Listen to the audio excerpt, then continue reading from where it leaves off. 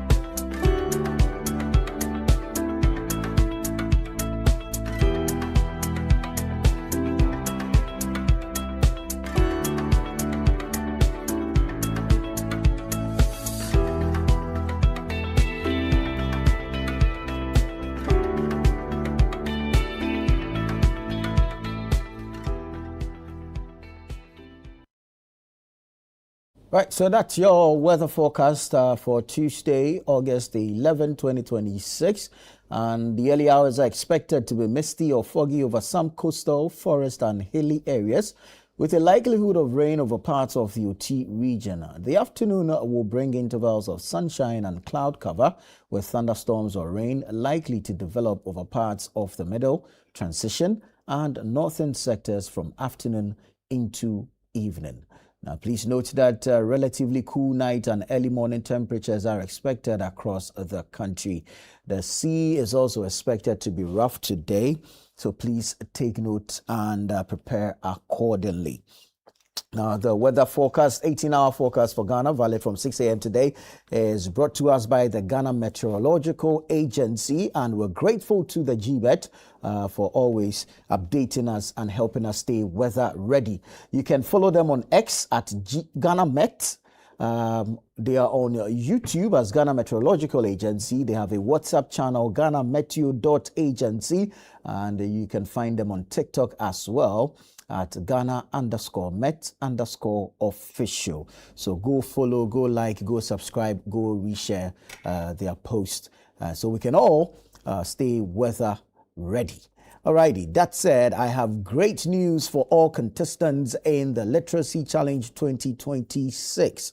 Today is a big day for all who sent in their entries because the hundreds of them that we received have been assessed, have been examined, and we're making the big announcement of the top 100 contestants today.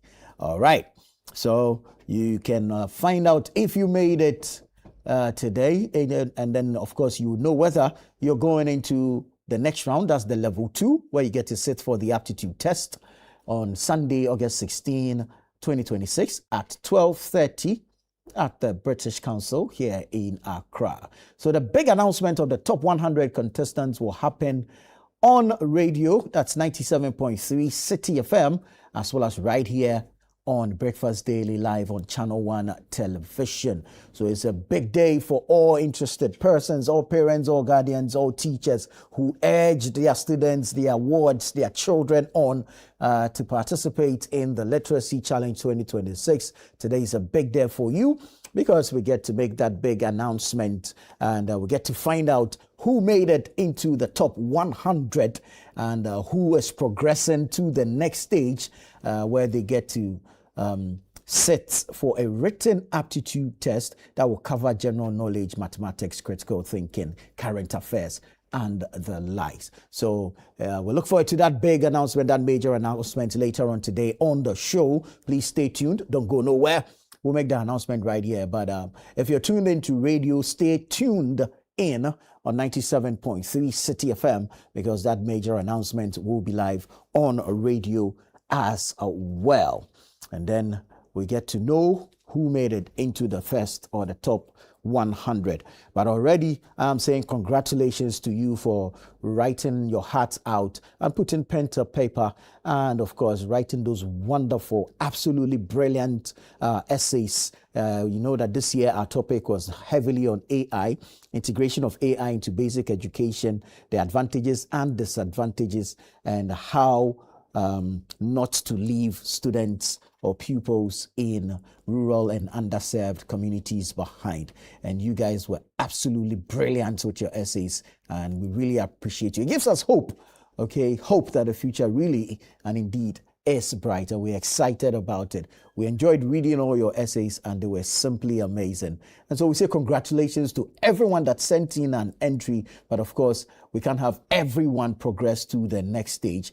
And so the top 100 will be announced today, and they progress to the next stage. From the next stage will be the quiz competition, a classical quiz competition, where we're going to group contestants who make it out of the level 2 into groups, and then we go ahead with the quiz. It's been wonderful, and the beautiful thing is that we got entries from all 16 regions. So we had a great regional representation, and we are super excited about it. And we want to say congratulations and thank you to you. Thank you also to the parents and the teachers and the guardians who allowed their students, their wards, and their children to write to us to participate in the essay competition. Thank you all so much. But in the spirit of Thanksgiving, we want to extend gratitude to Prospectus Ghana Limited. Prospectus Ghana Limited. Thank you so much. I would like to say thank you also to SIC Insurance PLC. SIC Insurance PLC, we're grateful to you. Advocate Publishing Limited. Thank you so much. Let's say thank you to the Tema Oil Refinery, TOR, for also holding us down when it comes to the Literacy Challenge 2026. And then we also like to say thank you to the Delhi Group, okay? Thank you so much to the Delhi Group for being part of the Literacy Challenge 2026. So we'll make the big announcement today, and then we proceed to level 2, which is the written aptitude test on Sunday, August 16, at the British Council here in Accra at exactly 12:30. So please be on the lookout, pay attention. If you hear your name, prepare for the aptitude test on Sunday. If you need any information at all, call 0205-973-973. 0205-973-973. Call us and let's give you some more information on the Literacy Challenge 2026. I mean, if you read the essays, it gives you excitement for how keen the competition is going to be going forward.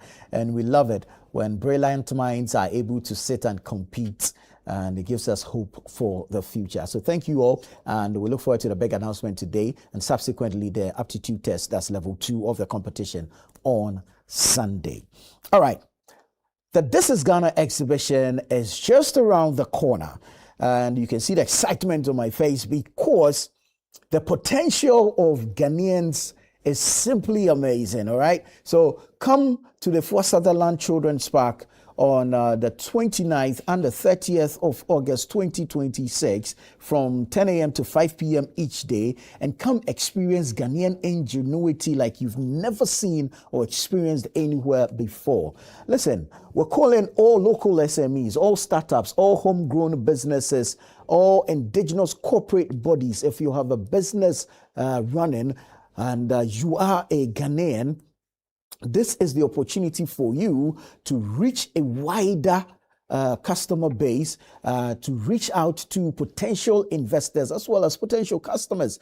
And so we're affording you this opportunity via the This is Ghana exhibition 2026, happening on the 29th and the 30th of August from 10 a.m. to 5 p.m. each day at the Fort Sutherland Children's Park here in Accra.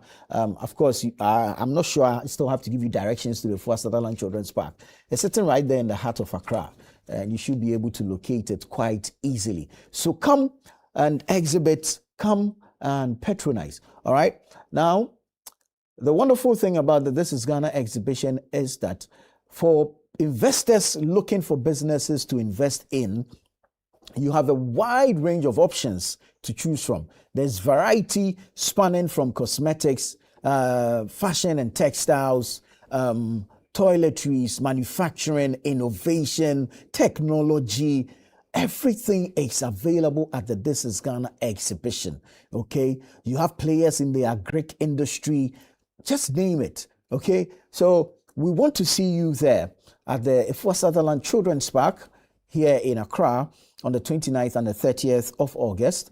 And it promises an exciting exhibition, a wonderful experience, and we look forward to seeing you there. For our exhibitors, kindly call now 0205 973 973, 0205 973 973, or you can call 0558 973 973, 0558 973 973.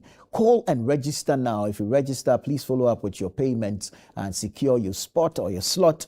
And let's see you exhibit those amazing products, those wonderful goods at the This Is Ghana exhibition. It's the only exhibition that showcases Ghana's export potential.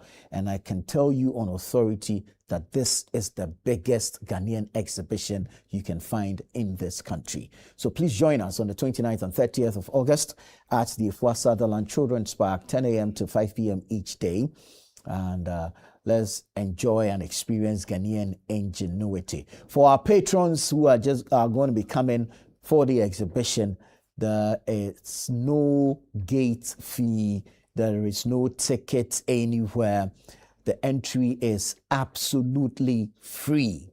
Okay, you don't have to pay any money to anybody to come to the exhibition as a patron. Okay, don't let anybody deceive you anywhere. The exhibition is absolutely free for all our patrons. However, for our exhibitors, because we need to put together all the wonderful things that will make you comfortable to exhibit, there's a little amount that you have to pay. And so when you call and the beautiful ladies with their sweet voices respond to you, make the reservation, make the registration, and follow up with the payment, because it is only your payment that secures you a spot or a slot to exhibit at the This Is Ghana exhibition. So we look forward to seeing you on the 29th and the 30th. But before the This Is Ghana exhibition, you need to buy you a car. You need to change your old car into a new one, or you need to buy your very first car so you can drive to the This Is Ghana exhibition. And as generous as we are, we've opened up a Channel One TV and Zonda Tech Auto Sale and Expo ahead of the This Is Ghana exhibition. So on the 13th and the 14th of August 2026, come to the Zonda Tech showroom at Jowulu here in Accra from 9 a.m. to 3 p.m. daily. So on each of the 2 days, we open up at 9 a.m. and we close up at 3 p.m. And we are asking you to come discover the full range of Zonda Tech vehicles designed to afford you luxury, power, durability, efficiency on every road. All right. So show up at the Zonda Tech showroom here in Accra and come change your ride. Kapasta has been telling me that this is the opportunity for him to change his ride so that he doesn't come to work and park between the two electric poles. So hopefully you also get an opportunity to change your ride. So we look forward to seeing you on the 13th and the 14th of August 2026, 9 a.m. to 3 p.m. each day. And come and witness the power that Zonda Tech has to offer. The durability, the efficiency and effectiveness, the luxury of Zonda Tech vehicles, and the wonderful story behind the assembly here in Ghana. Oh boy. The future really is bright. And we look forward to seeing you on the 13th and the 14th. And guess what? The banks are going to be there. Okay, so you're going to have some information on vehicle financing as well. We're going to have clinics on both days. And so it promises a wow experience at the Zonda Tech Auto Showroom at Jowulu here in Accra. So let's see you on the 13th and 14th for the Channel One TV and the Zonda Tech Auto Sale and Expo. All right, 9 a.m. to 3 p.m. each day. Come and experience Zondatech automobiles designed to deliver power, efficiency, and durability on every road. Okay, so let me now take you to the newspapers. And let's bring you the stories on the various front pages. The Ghanaian Times says Ghana's tourism revenue hits 4.34 billion cedis. Arrivals top 1.3 million. That's according to the sector minister Abla Jifa Gomashi, who took her turn at the Government Accountability Series yesterday. Ghana's tourism revenue hits 4.34 billion Ghana cedis. Arrivals top 1.3 million. Expand drone services to cut maternal deaths. That's a Zipline speaking there. Renew Goldfields lease in national interest. Stakeholders from Huniso sending that one in. UBA Ghana ranked number 1 in customer satisfaction and second in consumer service quality. Government tightens sanitation accountability for MMDCEs. Government tightens sanitation accountability for MMDCEs. Food vendor jailed wrongfully. Oh, wow. Food vendor jailed wrongfully, freed after 4 years. And it might be more of such. You recall that someone was jailed over 23 years for a crime he did not commit. Food vendor jailed wrongfully, freed after 4 years. Wow. All right, let me check out the back page. LEAP targets 400,000 more vulnerable households. LEAP targets 400,000 more vulnerable households. And then you have no cure yet for HIV. Ghana AIDS Commission urges strict adherence to treatment. No cure yet for HIV. Listen well. No cure yet for HIV. GAC, that's the Ghana AIDS Commission, urges strict adherence to treatment. So that's the Ghanaian Times newspaper. Let me take you to the Daily Guide. Front page of the Daily Guide says, Extor MD $1 million bribe. Kwabena Donkor denies receiving money as Iyoko expands probe. Extor MD $1 million bribe. Kwabena Donkor denies receiving money as Iyoko expands probe. Don't assent Cocoa Board bill. NPP to Mahama. KNUST admins strike over Alawa. Pastor jailed 10 years for 78,800 cedis fraud. Pastor jailed 10 years for 78,800 Ghana cedis fraud. Couple drop honeymoon for prison inmates. Couple drop honeymoon for prison inmates. So that's the Daily Guide newspaper for today. The Chronicle is here. Chronicle says, Kwabena Donkor, I am not a bribe taker. I have never met Asante Beko in my life. Kwabena Donkor says, I am not a bribe taker. I have never met Asante Beko in my life. NPP to Mahama, don't assent to Cocoa Board bill. Don't assent to Cocoa Board bill. NPP to Mahama. Government takes over Adamu's resources mine. Government takes over Adamu's resources mine. Osajefo Polyama Foundation renovates female prison health facility. Osajefo Polyama Foundation renovates female prison health facility. Let me jump to the back page. Okay, the back page has the NPP story, don't assent to Cocoa Board bill. And then you have Gideon Boakun here, who says economic recovery yet to reach Ghanaians. Economic recovery yet to reach Ghanaians. Now let's go for our scripture for today. It's taken from the book of Exodus, the chapter number 23, the verse numbered 7. Keep far from a false charge, and do not kill the innocent and righteous, for I will not acquit the wicked. Exodus 23:7. Keep far from a false charge, and do not kill the innocent and righteous, for I will not acquit the wicked. May the Lord add his blessings to the reading of his word. So that's it for the Chronicle. Let me take you to the New Republic. Capital Bank ghost returns. Otabil breaks silence on Cathedral but not on 90 million CD liquidity scandal. Capital Bank ghost returns. Otabo breaks silence on Cathedral, but not on 90 million CD liquidity scandal. Wuntumi stars in NPP's Nsawam Power projects. Power Ministry's ghost in the dock. Iyoko targets assets as Berko bribery case widens. Bua upholds Adamu's revocation, blows open a 3 years cover-up by Akufo-Addo's rotten regime.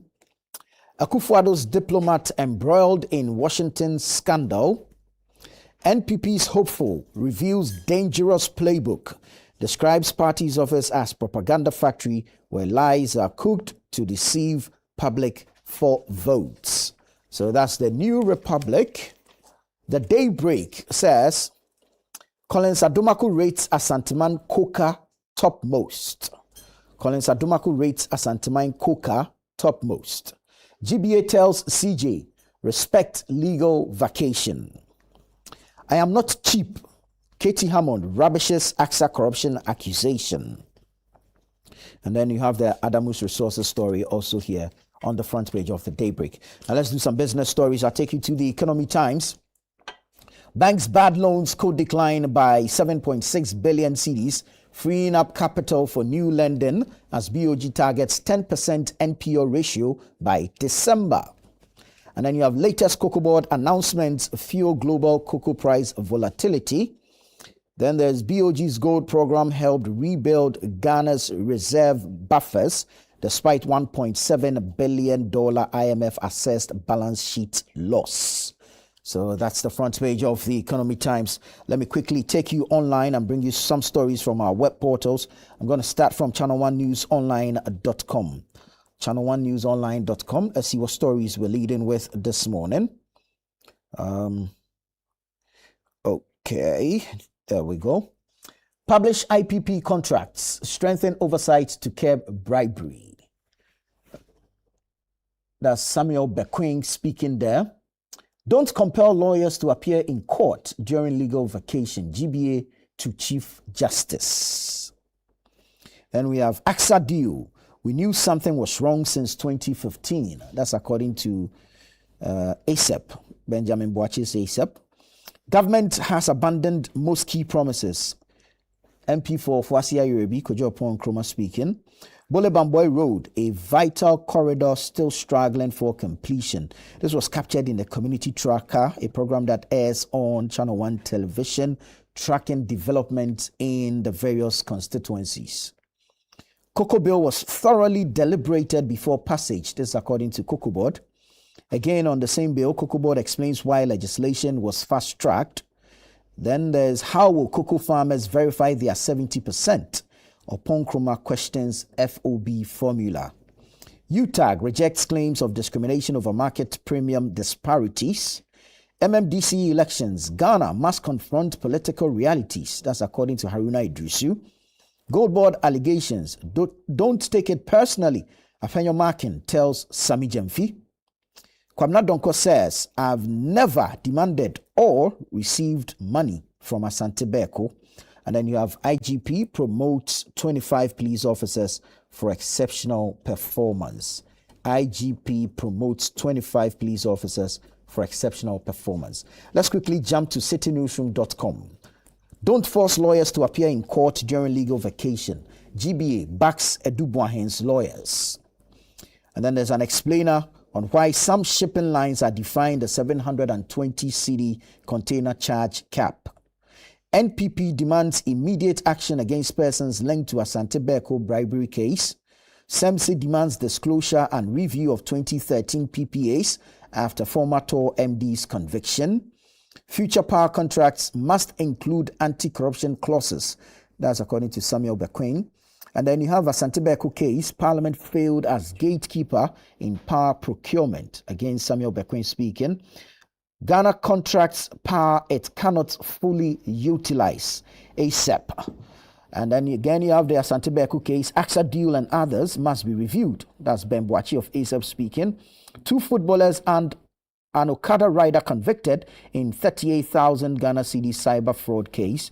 And then there's the Asante Beku case. No evidence Kwabena Donkor received bribe. That's according to his lawyer, Kwabena Tahir Hammond, popularly known as KT Hammond, former MP for Adanse Asuka. So go online, citynewsroom.com, as well as visit channel1newsonline.com. You get details of these stories and several others. But stay with us here on Breakfast Daily. We'll take a quick break and return with a news review segment.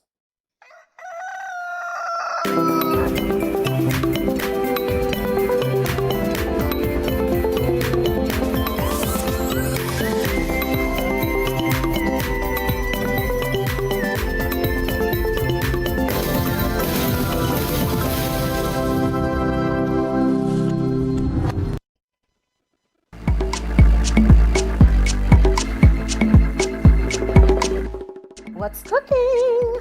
Hola, bienvenidos a un nuevo episodio de What's Cooking for Channel 1 TV. All right, so help me give a very hearty welcome to Her Excellency Liliana Gomez Weston. We cook for you two dishes. One is called Juane, which is from the Amazonas. And I'm going to make a dessert that is called Suspiro a la Limeña. Suspiro a la Limeña. Okay. So once our chicken is ready. So you put the bay leaf in. You didn't cut the bay leaf, just the whole leaf. Yeah, just the whole leaf. Yeah. Okay. What's the trick? The thing is that you put the white of the eggs, 2 icing sugar, then a glaze that is made of pork with sugar. What's cooking? Hi. Hello. I see you eating something nice in the wache leaves. Yeah. Yeah. Yeah, it's a Peruvian dish. Peruvian.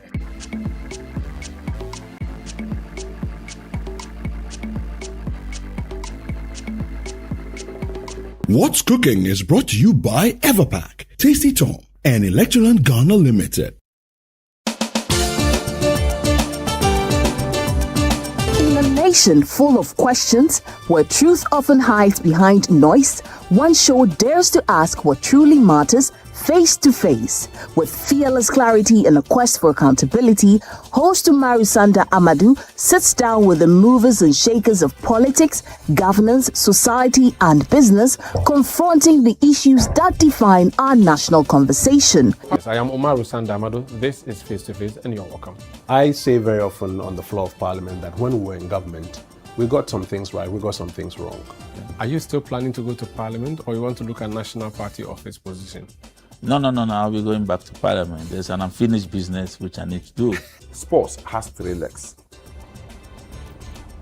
development, management, and promotion.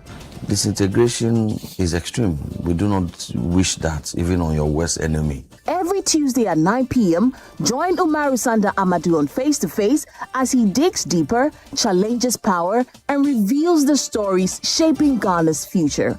Only on Channel 1 TV. In part 2 of our special series on stress management, we go beyond recognizing stress to discovering practical habits, healthy boundaries, and daily choices that restore balance and bring lasting peace. Whether your stress comes from work, family, finances, or personal expectations, this conversation is for you.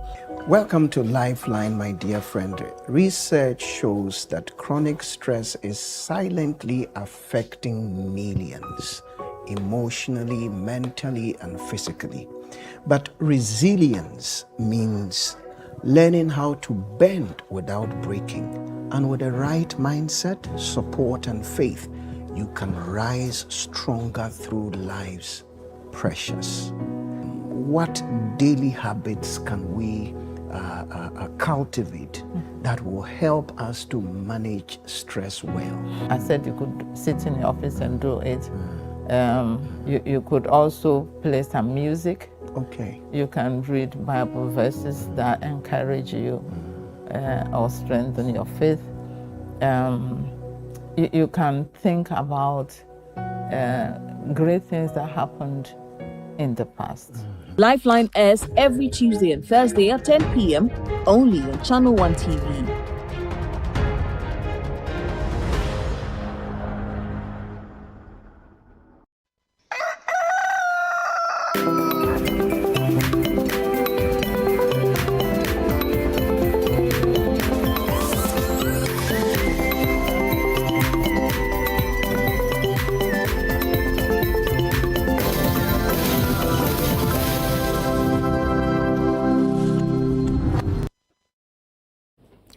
Hello there, grateful that you stayed on with us. This is Breakfast Daily here on Channel 1 Television.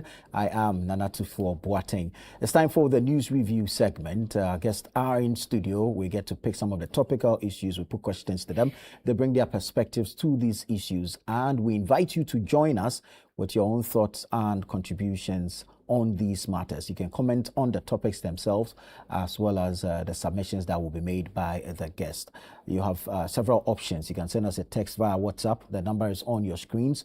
Alternatively, join us on Facebook or on YouTube where we're streaming live. Drop a comment in the chat box and we'll read it out on the show for you. Let me quickly say good morning to Larry Dogbe. Larry Dogbe is the managing editor of the Herald newspaper. So Larry, welcome. Thank you. It's good to have you. Good to be here. Where I'm from, you see shirt in a D. Yeah, starch. I like your suits too. Dr. Dixon Adumaku Kisi is here. He is the former member of parliament for Anya Soto.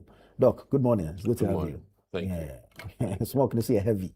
Yes. Yes. There's a pre-Wednesday smoking. Right. Like you notice that Mom picked it for you. Oh no. In fact, not to remind us of Mutala, but we shop at the same place. Right. For smokes. Oh, okay. Yeah. So this man owes me a trip further north. Very well. Very well. Well, the man is referring to is Lamtega Panga, acting deputy CEO of the Gaming Commission. Council, good morning and welcome. My brother. It's How good to you have doing? you. Very well. It's Very been well. a Very few well. days. Yeah. Okay, gentlemen, we have a number of issues to digest this morning.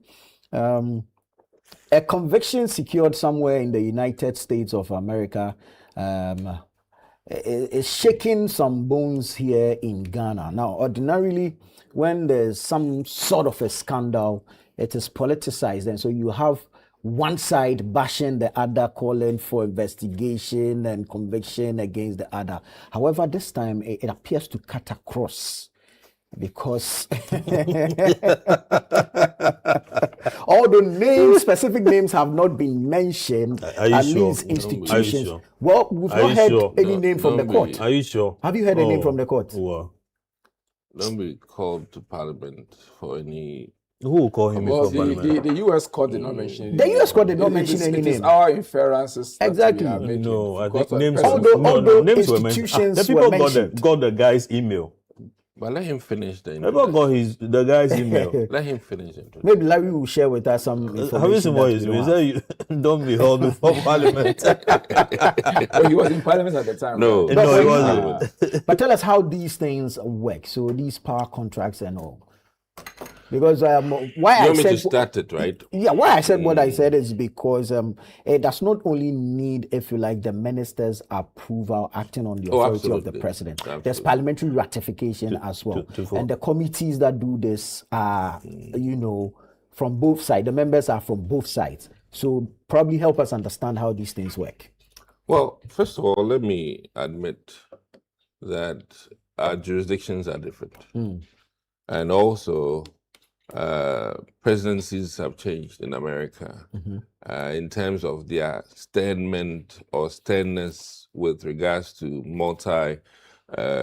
international corporations and how the Americans do their business and how they do business with foreign entities. Donald Trump, admittedly, through his Department of Justice, has really upped his oversight in terms of foreign deals, knowing very Although he well himself is facing some scrutiny. so it's quite interesting. I mean, he's one quote unquote bad example, but because of his quote unquote criminal mind, he knows really how to go after. As they say, it takes a thief to catch I don't know this a one. thief. No, I mean that's the proverbial. Associate yourself. I don't know this one. If Americans are coming for you, let them come for you. in the sense that they've upped their game. Now, we also need to appreciate that, not to say that Ghana's corruption or transparency levels are different from the Americans. But when you go to Japan, how you do business in Japan is at variance with how you do business in China. And the same also with even America. In terms of, American sales are faster. The Chinese sales are not fast. The Chinese sales, you need to, there's a lot that has to go on. Discussions, meetings. And in fact, some of the Japan-Chinese deals are done actually at bars, not even at the business center. And all the things that can go on. If you can't drink sake, maybe your deal will go through. So there are things that are at variance. Some things that will not be acceptable in the US, like sexual assault, quote unquote, being too forward with a woman during your discussions about a deal can be very troublesome in America, but not maybe in China. I mean, these are some of the nuances of dealing. But backtracking to this deal, in the first place, there are a few wrong things, an investment company like Goldman Sachs and how this man got involved is very a bit questionable, and I think that's why they went into it. Because what I know from investments with like Goldman Sachs, you put in the money, the company goes to broker the deal, and when they go broker, you have your terms in terms of interest rates and those things that come to Goldman Sachs. Right. So how he got involved in an account that you invest in and then you go and chase the deal is highly questionable, and I think that may have triggered some of the investigations. And then if you look at it, brokerage, there are what we call SPIFs. There are some agreeable percentages that the key people involved get. For instance, if I'm coming to Ghana, my hotel stay will be paid for, yada yada. Things that, like if I take people to dinner, I can pay and have the receipt, my taxi, all of those things are acceptable. And they also think that to broker some of these deals, yes, you need to have meetings and maybe plush hotels, but not to the tune that our man, was quote unquote spending on this deal, where we are looking at monies over $1 million. The money didn't come from Goldman Sachs. It came from the Turkish. No, the point is that he is the investment company that gives money to the Turkish firm. That is Goldman Sachs. No. So my question... he was saying Goldman Sachs engaged him, to broker the deal between government of Ghana and the Turks. So the Turks were supposed to just provide the power plant. You get it? And then Goldman Sachs will finance. But at the end of the day, midway, he started dealing more with the Turks and then cut off his employers. True. All right. But the thing is that even that monies, the $1 million plus, if there's an agreeable threshold, when you're doing a deal, expenditures, but not to this tune. And that is why it was questioned. And then unfortunately, as it stands now, truth be told, it is his word against Ghanaian officials to an extent, in the sense that he may have dumped all his own expenditures on quote unquote Ghanaian officials. That is one thing. And then borrowing from my experience with Airbus, I'm quite careful in rushing to make pronouncements. You were involved in the Airbus. Based on our own history with Airbus and how it was blown up, in large proportions. But either way, I worry largely for the Energy Committee. It brings to question, how the brokerage occurred, in the sense that between them and the Finance Committee, there should have been some level of agreement. And personally, as you transact business, like I said, there's some transactional agreed upon measures, maybe a certain percentage of the, principal amount. And this is banking. And that also goes on with the committees, I mean, to an extent, except for the fact that the quantums being mentioned are quite far and overreaching. And let me not be difficult, but I think I saw $46,000 to Parliament. Supposing, Parliamentary supposing, and mind you, when it gets to the plenary, all the other, it's not just the committee that would say yeah. So I'm just assuming, supposing you split that by 275. That's for want of a better, that's insulting. Actually. So I think that it's the 1 million I'm more curious, and then that advisor. How about the 5,000? 250 for those who went to Turkey. Yeah. 5,000 each. Oh, that in all fairness, I think travel expenditure in governance, in terms of your allowance when you get there, hotel stay and all of those things is not far from the norm. Like these people who went for the Ghana Sports, programs. 5,000 is not from the company to the MP. No, I mean, this is brokerage. Ministry of Energy. No, I think they mentioned that it went to. Well, either way, when we move, I mean, as parliamentarians, I mean, you need to be taken care of in terms of your expenditure, taxes, and all of those things, and they bulk it into. But the people who on whose behalf you're supposed to take the decision.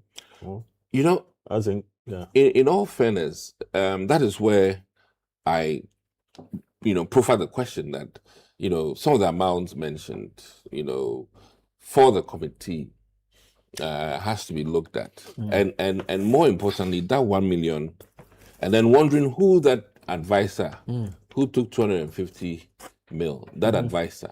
250,000. A name has popped up. And granted, I shouldn't be the one putting it on the media before his lawyers or her lawyers. There was an advisor. Yes. Okay. Then you have the name. There was an advisor. There was an advisor. I mean, that is. I mean, there's always an advisor, a consultant. Let me put it that way. And I understand that he still works within the NDC administration. On some of the finance, boards and in insurance boards, and for that matter, I'm waiting patiently to see. And this is where I want to come in. His Excellency John Dramani Mahama, this will be one of his, test cases in the few days ahead. How he takes some actions, because some of the characters involved need to already be removed from some of the boards they're on, without further ado, because this is quite serious. And in terms of financial integrity, if you are being investigated for such an incident or crime, you have to be recused. I think that is the most appropriate thing. The least His Excellency can do is to withdraw some of these people from whatever boards. But we don't know these people. That is up to the president. He knows those people. Oh, how do you know the president knows these people? Oh, I mean, I'm sitting somewhere. I mean, I have some names. So these are my, including the MPP people. Oh, listen.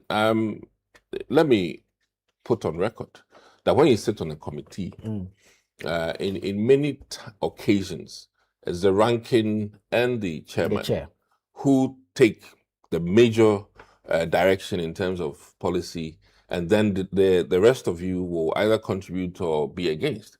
Now, what we need to look at is that what was the composition? If then the NDC numbers were much higher, it's likely that the composition on the So let me help you. At the time, Comrade Donko was power minister. Amadou Sorogo was the chair of the Mines and Energy Committee. KT Hammond ranking. Kwabena Tahir Hammond was the ranking member, and his deputy ranking was Joseph Kofi. Yeah, and then former enterprise. Yes, minister. exactly. And then deputy chairman of that Mines and Energy Committee was Muta Wakilu. Gallus. Gallus. Today he's what? He's the minister. Ghana Water Limited. Limited. But these are just the 4 leaders. No, you mentioned that. You mentioned ranking and composition and so on. I'm saying that Kwabena Tahir Hammer. No. I said composition of the committee. MP for Adansi Asokwa at the time. Oh, I know all of these people. Was ranking. But what I'm saying is that the composition of the committee, you may have 8 to 6. Right. Where then when what does composition got to do? No. Listen, that's it's very important. As we sit here, you cleverly. I mean, when he threw in the issue of NDC, then you cleverly actually threw in a lot of servers and arrows at the NDC. But then when he actually, there were some members on the committee. Then you now want to dilute the conversation. No. I've been somewhat very apolitical today. I've kept quiet to observe you for a while. And now you quickly now start to say that, depending on who the rankings are and what the composition of the leadership. Kwabena Tahir Hammer. He's the one writing the letter for and on behalf of who? Kwabena Donko. Isn't that strange? Katie Hammond. Why today you don't know Katie Hammond? Is the lawyer he's for a lawyer, Donko. so I mean today you don't know Katie Hammond. This is quite impressive. I mean, looking at how an MPP lawyer. They said, listen, this is not. I'll just give you an example. They said, something is missing, and that the 2 of you were in the room. Okay. And then he said, you were the one who took the thing. I was the one closest to the thing. Exactly. So I come and contract you as my lawyer. Exactly. It was you and I. Who were in the room? It doesn't look right. It doesn't look right. Yeah, but he's done it. That is why from discharging this. Yeah, I mean, he's a lawyer. Yes, but you see, your questions are. There's a bit of a conflict of interest. Yeah, don't look. It is conflicting. It doesn't look good. This is conflicting. That one, I must come in and literally say that when your name is in question about a case, I don't know all the bar ethics, but this one, the optics, as he says, I agree with him. The 2 of you, your names are in question. How can you then defend, one of the, Larry parties? was in the haste to speak on this matter. Larry has a lot of information to share. To conclude, I think that what is lost on us as Ghanaians, unfortunately, is a thin line between transactional monies paid and what's corruption. Sometimes, and I remember, I've always said that it is rather appropriate that people be told in truthfulness what the transactional spiffs are, what we call spiffs. So that thin line between, once, because these transactions don't go without payments. People who sit on it and make discussions and do the calculations, they get remuneration, and that remuneration in Ghanaian eyes, unfortunately, sometimes are labeled all kinds of things. And I really think that sometimes we need to be very truthful. That in the sense that there are some laid out formulation on how much people sitting on $1 million contract, or in this case, the actual contract was quite heavy. Very well. If it's a 1 billion contract and quote unquote, people down the ladder are taking 1 million. I mean, that relativity has to be looked at. Very well. Larry, I mean, ordinarily, if a person is not under investigation or under trial in the US, as we have seen, you won't find their names in the documents when same is released. You will find that portions of the document are redacted. Yeah. And so they will be code-named government official 1, co-conspirator 2, and all of those things. But for some reason, the power minister then has, through his lawyer, issued a statement denying knowledge of the man who has been convicted, saying he has never set eyes of him or on him before. What could have triggered this? As in he issuing the statement. I think in the news report that came after the conviction, a power minister was mentioned. And the power minister at the time was Kwabena Donko. You get it. And now, I mean, I have seen document excerpts of the report on this particular transaction going to Parliament. One of the document had to do with an executive instrument from the presidency, signed by Roger. Roger.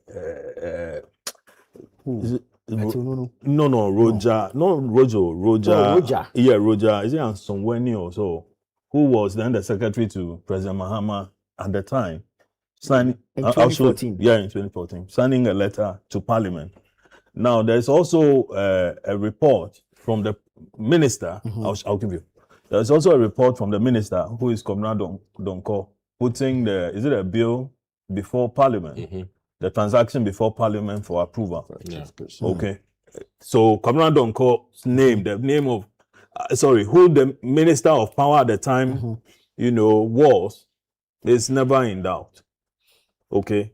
Now, there again, I mean, we all know that some of these things are put before the Committee of Mines and Energy for their approval before eventually it comes to the plenary for for the year. For the year. And mind you, and people are just the speaker has to admit it too. Well, true, I agree. And who was the speaker then? Right, Reverend Do Ajao. Yeah.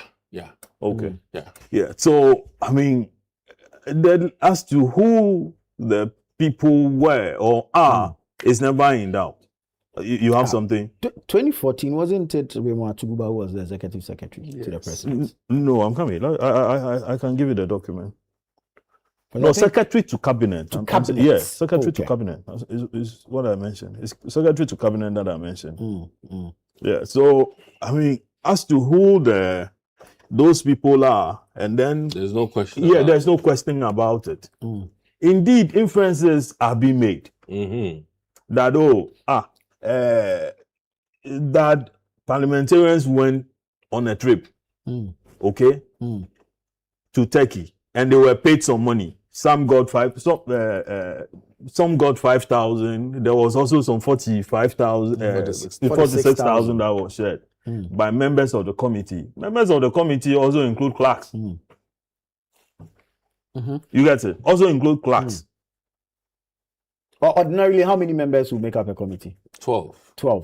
And how many clerks? And then the 2 clerks. 2 clerks. So that's 14. And then they'll have assistants too.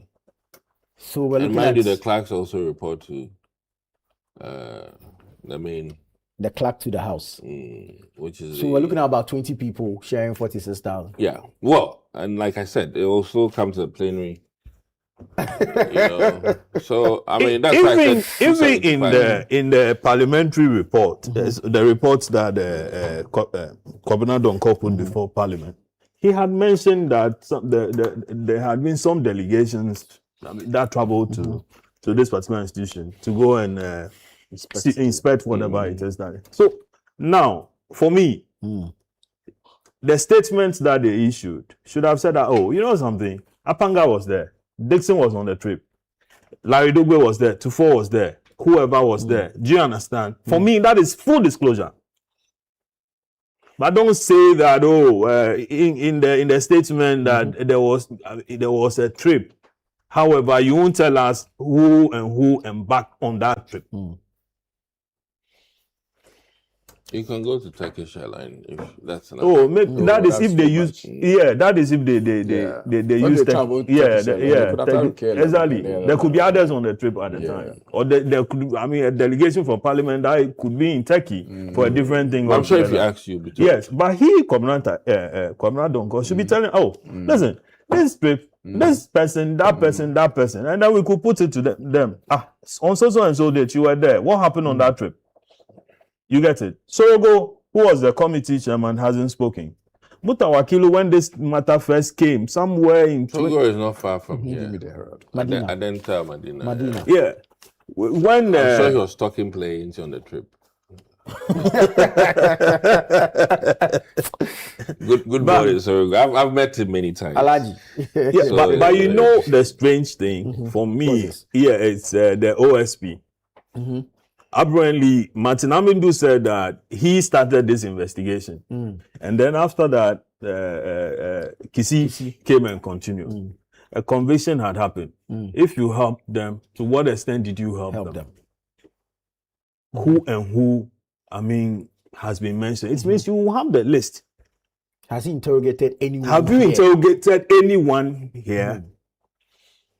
And what are you doing with the information you have? Thank you. With what you have. You get it? I know for a fact that amongst some of the measures that were taken was freezing Bekun's bank account with Zenith Bank on the instructions of the FBI. And that he said, I mean, he had some substantial volume of money. Now, there's also another thing that is coming up, that the transaction, was it a $50 million transaction? Because some people have said that the bribe was about $50 million that, you know, went across board. $50 million. $50 million. People are mentioning that. But then the court record said that he got $2 million out of the transaction. That he was paid, yes, by the Turkish. But then the conviction here is based on the $1 million that's supposed, I mean, that he's supposed to have shared. That is the official records that, you know, from the court proceedings. You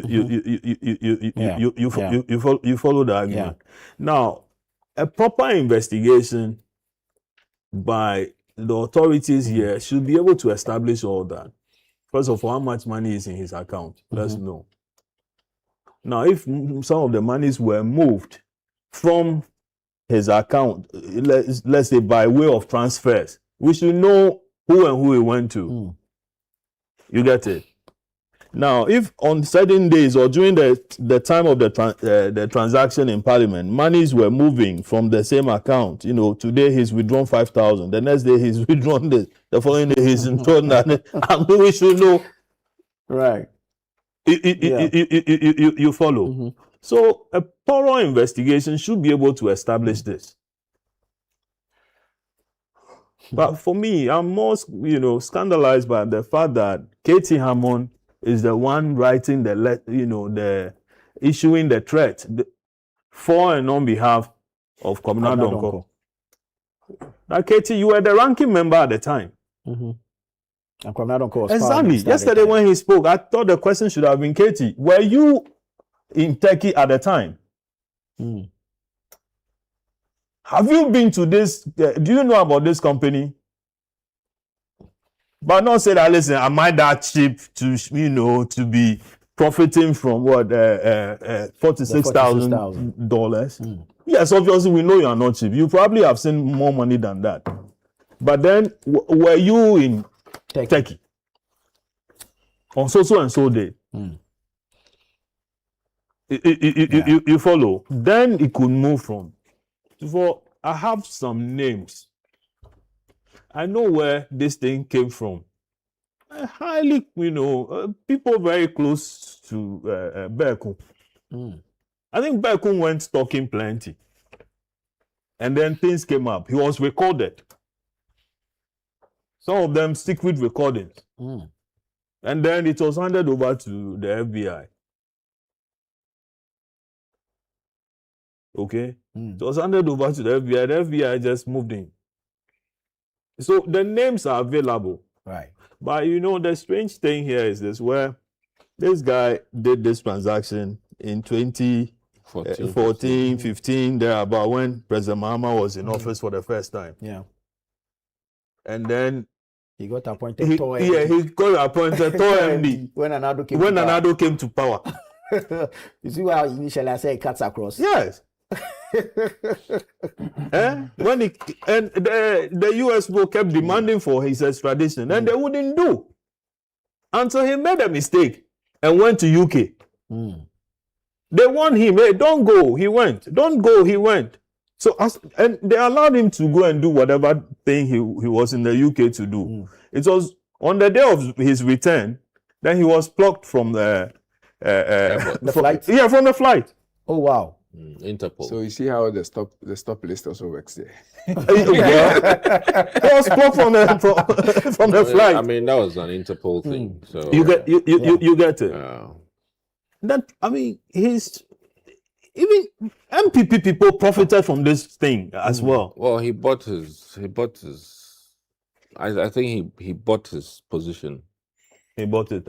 I mean, another was selling the positions. No. I think that. Listen, I mean, for immunity or something, maybe that's. I'm just thinking out loud. You understand? You know, he was still MD, a position that is appointed by the president. So I'm just saying that he did. Well, you go for a position. You don't just sit there and then an appointment comes. You do. So that's why I'm saying that. He lobbied for it. He did it out of the thinking that government will protect him. And I think he got that to an extent, unfortunately, and paid the price by being.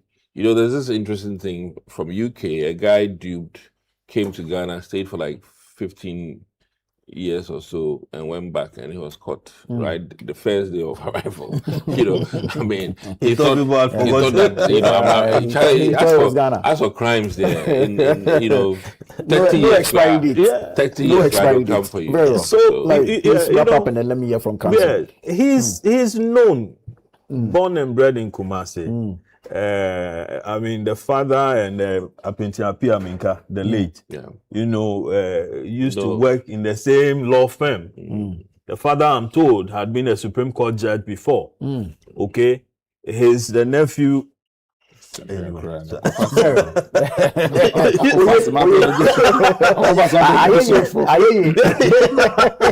get it. So he's known, and he's gone talking.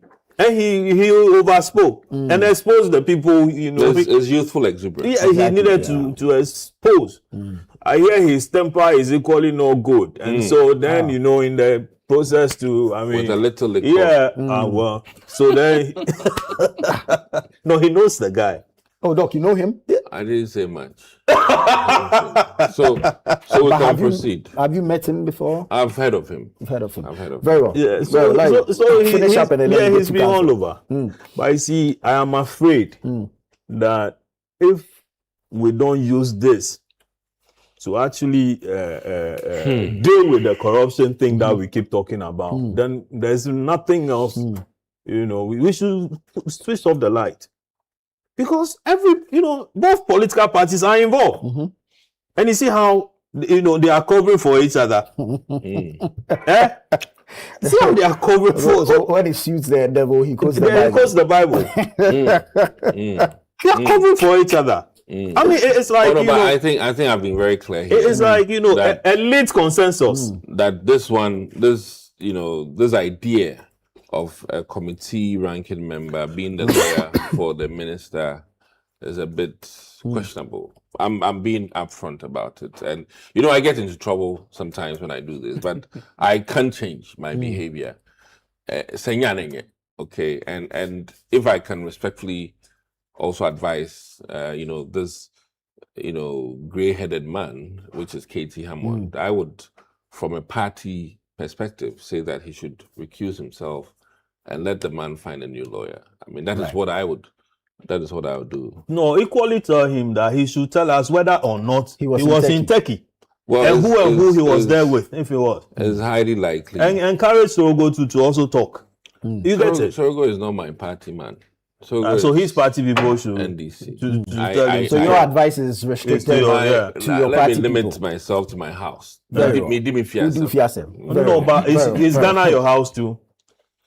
In this particular matter, you are more concerned about. Ghana is the house, but let it be a bit like, Asundie. And Katie Hammond should do his fiasem. Very well. And leave this for. Let me go to council and pick a shot. If indeed this deals a reputational damage to Ghana and Parliament, what should we do going forward? Well, I am more troubled. I'm more troubled not because of what is coming now, but I'm more troubled that our own institutions have failed us in a way. I mean, would we have even heard about this? No. That is one of the key things we should be asking ourselves. Suddenly, the OSP says that they provided assistance in terms of evidence and whatever assistance. And didn't mention to their counterparts. But look at when this transaction took place. This is a 2014-2015 transaction. And how many years down the line? We are now about 10 years or more down the line. 12 years. We are now getting some of these details coming up. It appears that, and these transactions are practical transactions that took place in Ghana. But the Americans, who sit far away from us, have been able to go through investigations, prosecutions, and ended up in conviction. And yet we are even saying that we are now going to intensify our investigations in the Ghanaian aspect of the case. Let me just... I'll give you that. You know how the Americans got involved? They got involved because then the Goldman Sachs people decided that, listen, we don't want anything to do with this particular guy who we had sent to go and do this transaction. And midway, he resigns. Now, we gave him an email. He's supposed to be, routing whatever it is to their official email that we've given him. He put our official email aside and started using his private email for transaction, and encouraged the people he was dealing with to use their private email as well, so that there wouldn't be any traces. You get it? So he resigned midway after the people flagged the thing that we are not getting any more information updates from you anymore. Well, for me, I think that it just brings into mind issues about our institutional failures. And the failures here, I'm saying that these transactions are primarily transactions that took place in Ghana. And you expect that as at now, if indeed the OSP provided what it said it did, evidentiary support, then that evidentiary support should now, as at now, even about 2-3 years or 4 years ago, should have established certain crimes or certain bases upon which you want to proceed. But to take us close to about 12 years for the Americans to obtain conviction of an individual, then suddenly our institutions say that, we are going to intensify investigations. It creates a bit of problem. And Attorney General says, and we need to enhance the public trust in our institutions to know that we are truly working and not that we are just having lip service every now and then. And it creates problems for all of us who are involved in public service. I mean, I would not want to attempt to speak for a particular group at this stage. And it's even early days because the details are yet to come out. Of course, the details are yet to come out that would point out a particular direction, and they will know what to do in the coming days. But I just hope that this will not be one of the usual talk, and after a few months or so, things will just die down and nothing will happen. We need to at least get to the bottom of this matter. I understand that to some extent, the judgment and the conviction from the US has also thrown some people's conduct into some public poor perception or bad perception. I mean, this $5,000 given to some delegation that went on an inspection. I mean, I know it is not out of place that when officials go on such trips, they are giving per diem or what we call out-of-pocket expenditure money to take care of basic things as you are within the country. But who gives it? Usually, the institution that sends you. Don't forget that they went out there on behalf of the government of Ghana to inspect the equipment. Right. So usually to be the institution that is sent, because you are an employee or an agent of a particular institution that is sending you. So that institution should bear your expenditure. So in this case, Parliament should bear it. Yes, but was that the case? But appreciate the aspect of business. In customer service and in business relations, some businessmen who bring you into their premises would want to offer you hospitality, if you want to call it generally. And in so doing, they may do it. But there's a threshold. When the threshold hits a particular point, then it becomes alarming. But are you obliged to take it? No, you're not obliged. You can turn it down. Exactly. You can turn it down, particularly if you think that it will taint your final assessment, because you're going to write a report on the equipment you went there to inspect. And if you think that that money would taint your final report or how you assess the thing, then it may not be appropriate to pick it. But the reality is that some of these are regular business practices. What is alarming is the $1 million. What's alarming is the $250,000 that we are told that some people collected.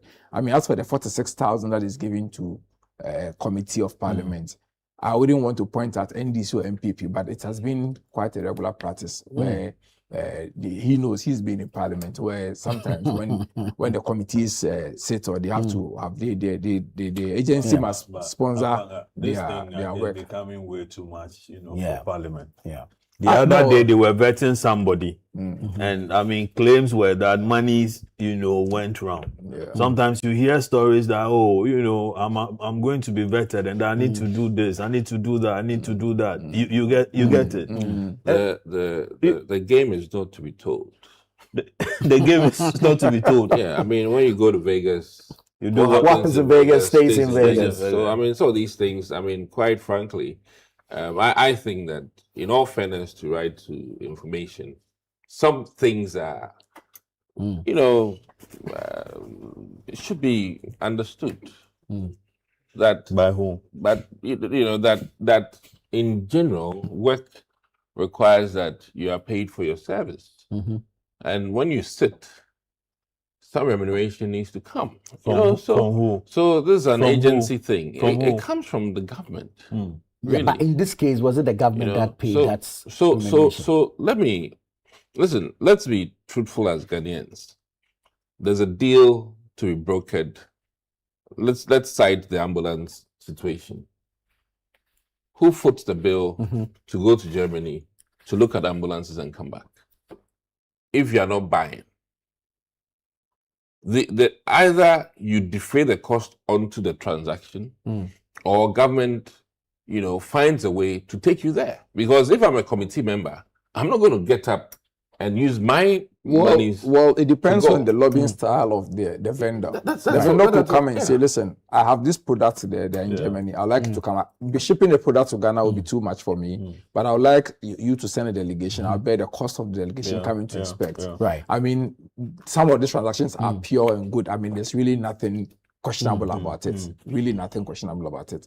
And so we should not throw in so much. But for a parliamentary committee, all this should be documented, right? Oh, yeah. I mean, but let's be mindful in our discussion to know that what has come out so far are claims that emails were found to indicate monies were collected to be paid to these persons. Yes. It hasn't been established whether they were that the monies were truly paid or they were taken. No.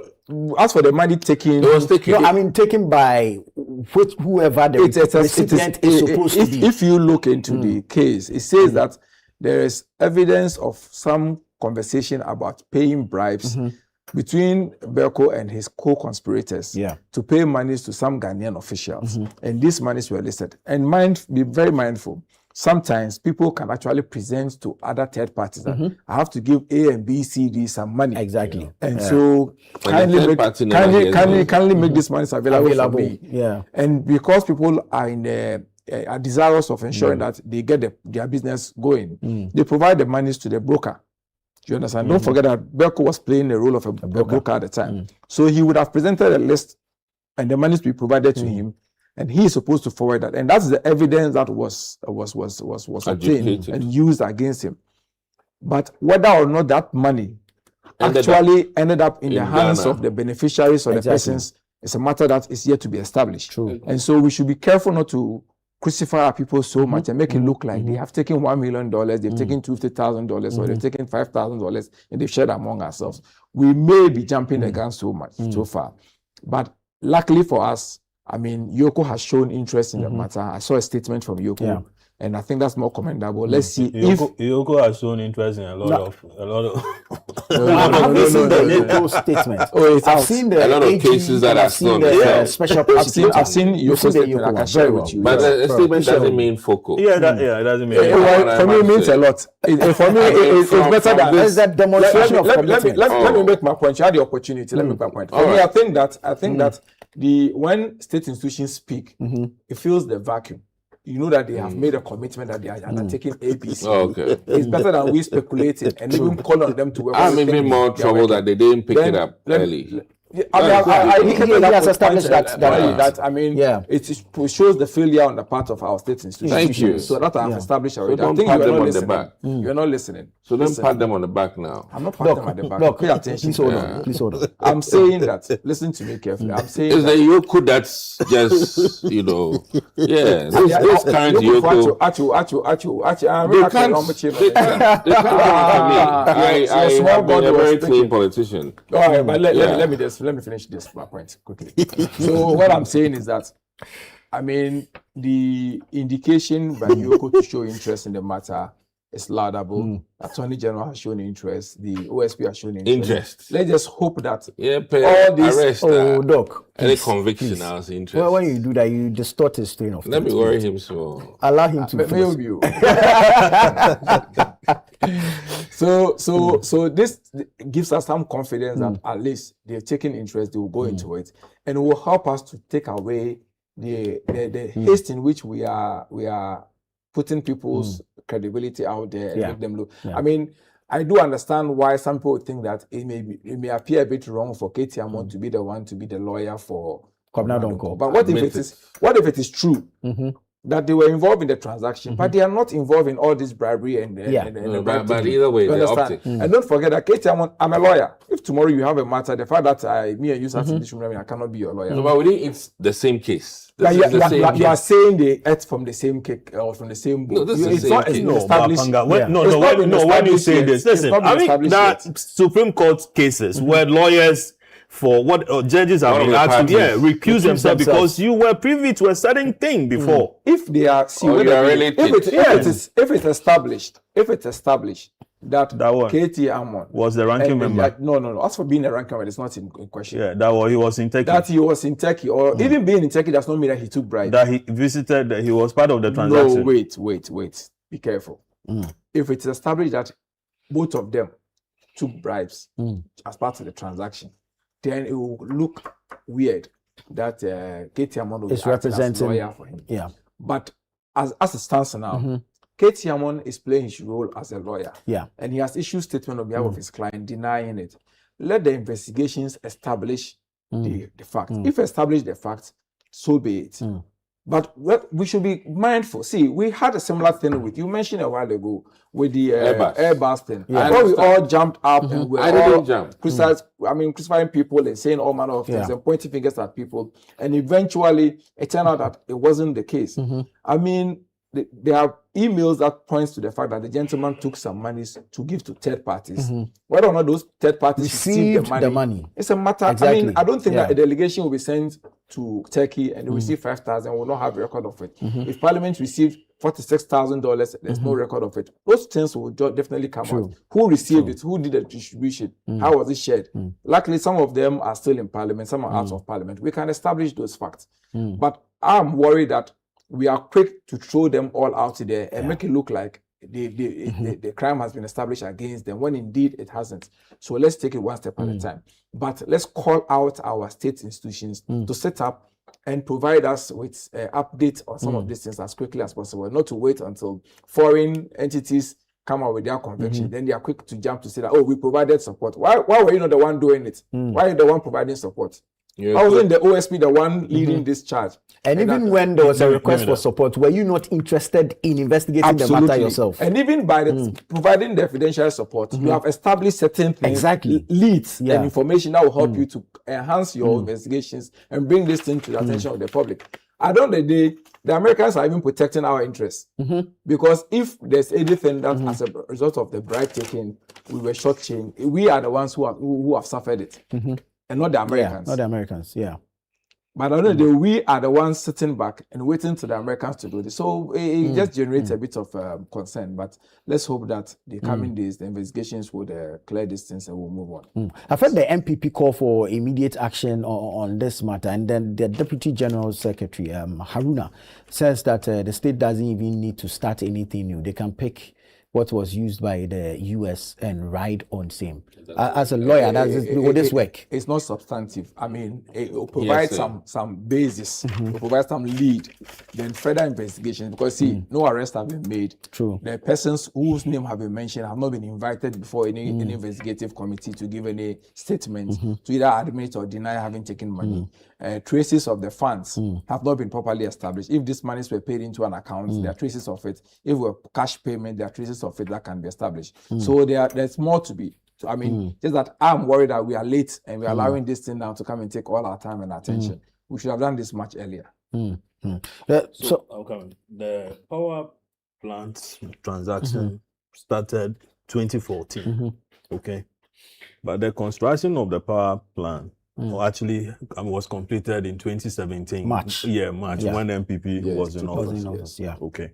Now, AXA is still in this country. Yes. And they had even increased. Recently, they increased their megawatts to 1,500. 1,500. Yeah. So they started from 300. Jinapo is paying them. Okay, Jinapo is in the equation. You have seen. You see how you are quick to start mentioning this. Yeah. Oh, be mindful. When I throw those things at you, don't be mindful. Okay. This morning we've all tried to. Former finance minister was also paying them. Does that make you happy? Kenofayata pay them. Yeah, that's what I say that. Why couldn't you mention his name? Or even still owes them. Yeah, we owe them. We owe them. They are Every here. year we owe them. They are still dealing with the state of Ghana. This matter, bribery allegation, since the matter came up, and this company hasn't issued a statement. And it's rather growing. Yeah. It issued a statement. Listen, we didn't pay bribe to anybody. You get it? They did it. Their broker did. See, Larry, I think we're jumping the gun. No, I'm not jumping the gun. Their denial or admission will not change anything. Let the investigations establish the facts. Because if they come out to say they did not give money to Berko, and so what? Would that end the investigation? No, it wouldn't. Exactly. If they come out to say we gave money to him, but it wasn't for that purpose, but for another purpose, what would have achieved? For me, I think the most important thing is let the investigations speed up, intensify, and give us some basis. Do you honestly believe there will be an investigation? Oh, 3 state institutions. I'm asking, do you honestly believe there's going to be an investigation? Yes, I believe so. You believe so? Who is going to do it? I'll be on live TV. He mentioned one. He mentioned one. Who will do it? The state institutions have said they will do it. Yoko has mentioned it. How many times haven't we heard this before? How many times haven't we heard this? The AG was a deputy AG at the time of this transaction. Ayeni was deputy AG at the time of this transaction. So he has not. And he was in parliament at the time of this transaction. Donko is still in parliament. Well, now No, they're Donko is- substantive. So Donko is if not. they express interest, then it's why not? Donko is not. That is why I told you that. Listen, let's not. You've told me a lot of things. Let's not be in the haste Exactly. to throw all these names out there and make it look like all of them are corrupt and Or they're are taking guilty bribe of and everything. something. Yeah. I mean, it is the U.S. authorities that have established that the gentleman has a list of people who he claims to have taken money from the Turkish to give out to these people. Whether or not these people have collected the money, it's a matter It's that like has people to be using my resolved. name. Apanga, I agree with you. I agree. We are not throwing this. We are not throwing this. But when we quickly say that, oh, this person was in office, this person was in office, then we are suggesting that they are Recipients of exactly. No, that is not what we are. But should these people be interested in Exactly. like clearing their names? That is why we have seen some interest from agencies saying that they would have this thing investigated. And I'm even glad that some of them today are in office who can ensure The that this people are not. I'm coming. The people are not talking. And if the statements they've issued, they just said, "Oh, a delegation went." They are not mentioning names as to who went where. We are saying that, oh, who is your deputy? This person was your this deputy. statement has come out so far. Is there? No statement apart from Komna Donko, who has No, issued a Komna- statement through his Yes. lawyer. And then Yoko also saying that they would investigate and trace the funds where they may be. And then OSP telling us that they provided evidentiary support. No state agency have come out to say that there was a delegation. The Yoko one, sorry, the OSP one is more important. The current, what was the nature of the evidentiary support? And against whom? Exactly. And what does that establish? And that is why I have actually faulted OFC. That why did it take this while? Why did it wait for the conviction by the Americans for us to hear them say that they provided assistance? Why didn't that assistance give basis for them to enhance their investigations so we can establish if there are any local participants in this transaction? Are they not interested themselves in this matter? And why is I keep asking the Turkish the AXA? Yes, I mean, listen, that we as a people, we are dealing with a company that has its integrity, being questioned. There could be also a very fundamental issue that perhaps has kept OSP from maybe acting strongly. The matter of complainants. In the case of America, Goldman Sachs were the complainants in the matter, so that led to the investigations and the conviction. Has anybody in Ghana complained? Has anybody filed a complaint? Does the OSP maybe and Johnson, did anybody complain in Ghana? Does the OSP need but that? Don't forget what happened. Don't forget what happened with Siraj and this man. What's his name? Anani. Where the court established that in the absence of a complainant, you cannot proceed with the investigations. So, but the Siraj is it not different from what we are talking about here? Which one? The Siraj. The Siraj and the Siraj Act is it not different from what? It's a court. It's a court decision. Okay, sure. After Siraj had established certain things against Anani based on an investigation, the key thing was that there was no complainant. Yeah, but that is the Siraj's modus operandi. And that has to be different from they cannot be. So they are all investigative bodies. But my worry is that where the OSP got involved in the investigations and started establishing certain evidence that helped the Americans, that could have been the basis, all right? Because you can also conduct an investigation. Is not a criminal. It's not an institution that is establishing criminality, unlike OSP. OSP is supposed to establish let's take a break. Let's take a break and come. Let's take a break and come. Send in your messages. We'll read them after the break. This is Breakfast Daily on Channel 1 Television. We'll be right back.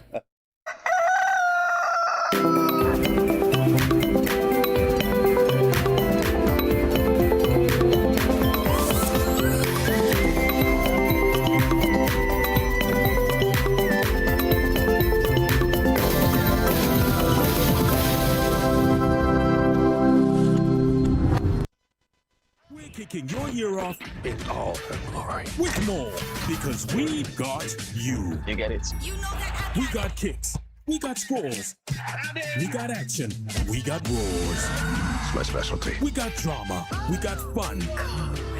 We got more for everyone. With an upgrade on us, just for you.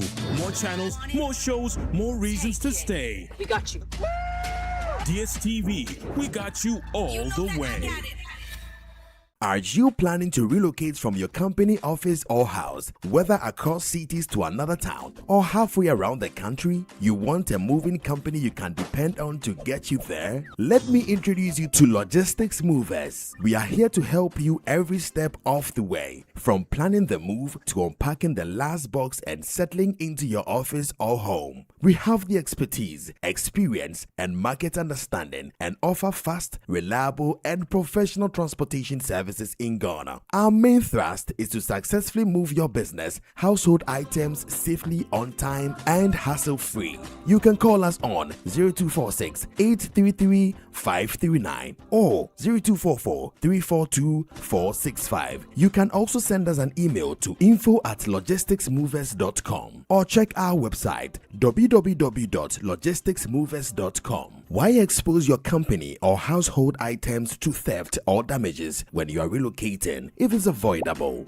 Logistics Movers, we help you relocate. My line of work, a confident smile is everything. Kel Charcoal Toothpaste keeps me on top of my game and ensures my smile is always radiant and bright. With the tiring nature of my job, we spend several hours under the scorching sun. To keep our teeth white and our breath fresh all the time, we use none other than Kel Charcoal Toothpaste. Kel Charcoal Toothpaste. You're on a Kessie and in a kit one. Samayo Kendini, who be here, some make us a papa to a mammy mouthful. Kel Charcoal's natural ingredients, and a bomb is so buying. A man is swing, Nessa Mama Hotel, so it will big them. Kel Charcoal Toothpaste. Choose Kel Charcoal Toothpaste for anti-cavity, whiter teeth, and fresher breath all day. Available in 80 gram and 150 gram. Grab yours today. Kel, happy smile. This advert is FDA approved. This July, get ready for stories that will make your heart race. From love and passion to secrets and lies that can ruin everything. Catch the sizzling episodes of Sins and Roses at 4 p.m., Domenica Monteiro at 5 p.m., Be My Sunshine at 6 p.m., and Avenida Brazil at 7 p.m. Central African Time. Only on Novelas Plus, Channel 133 on DSTV.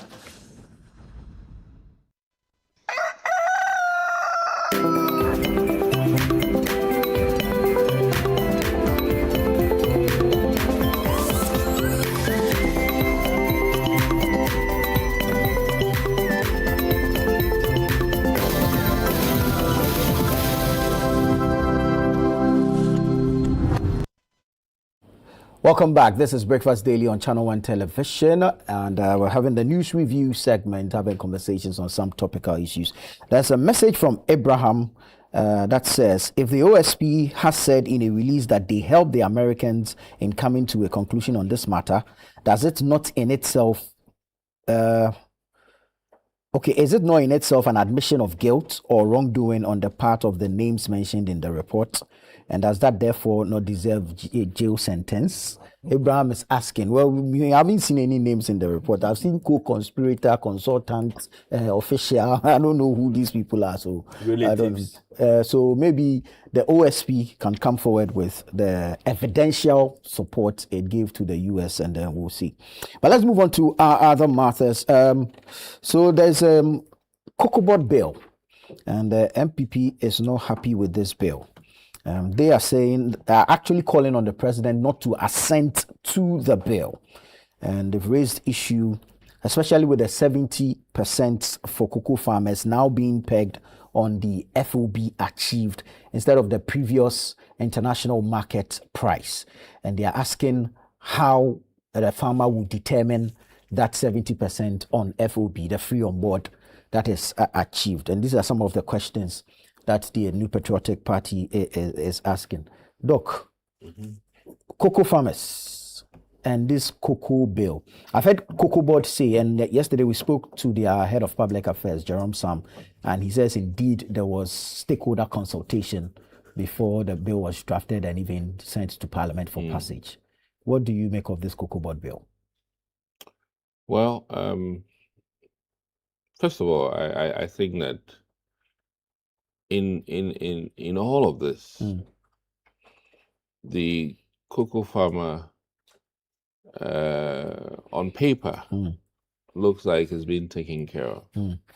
And what I mean by that is that some incentives are there for the cocoa farmer, but the government is being too like patriarchal, too fatherly, in the sense that they are putting too many limitations in terms of the freedom of the cocoa farmer, one, without necessarily providing the big support that they need.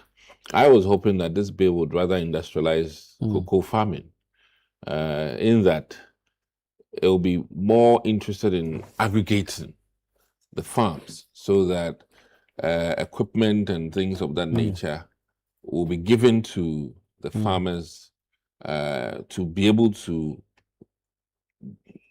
expand the acreage that they farm on. But in as much as that is not the case, I must admit that they've brought into the fray again Trade Ministry, which I think is fantastic. That one I must commend them.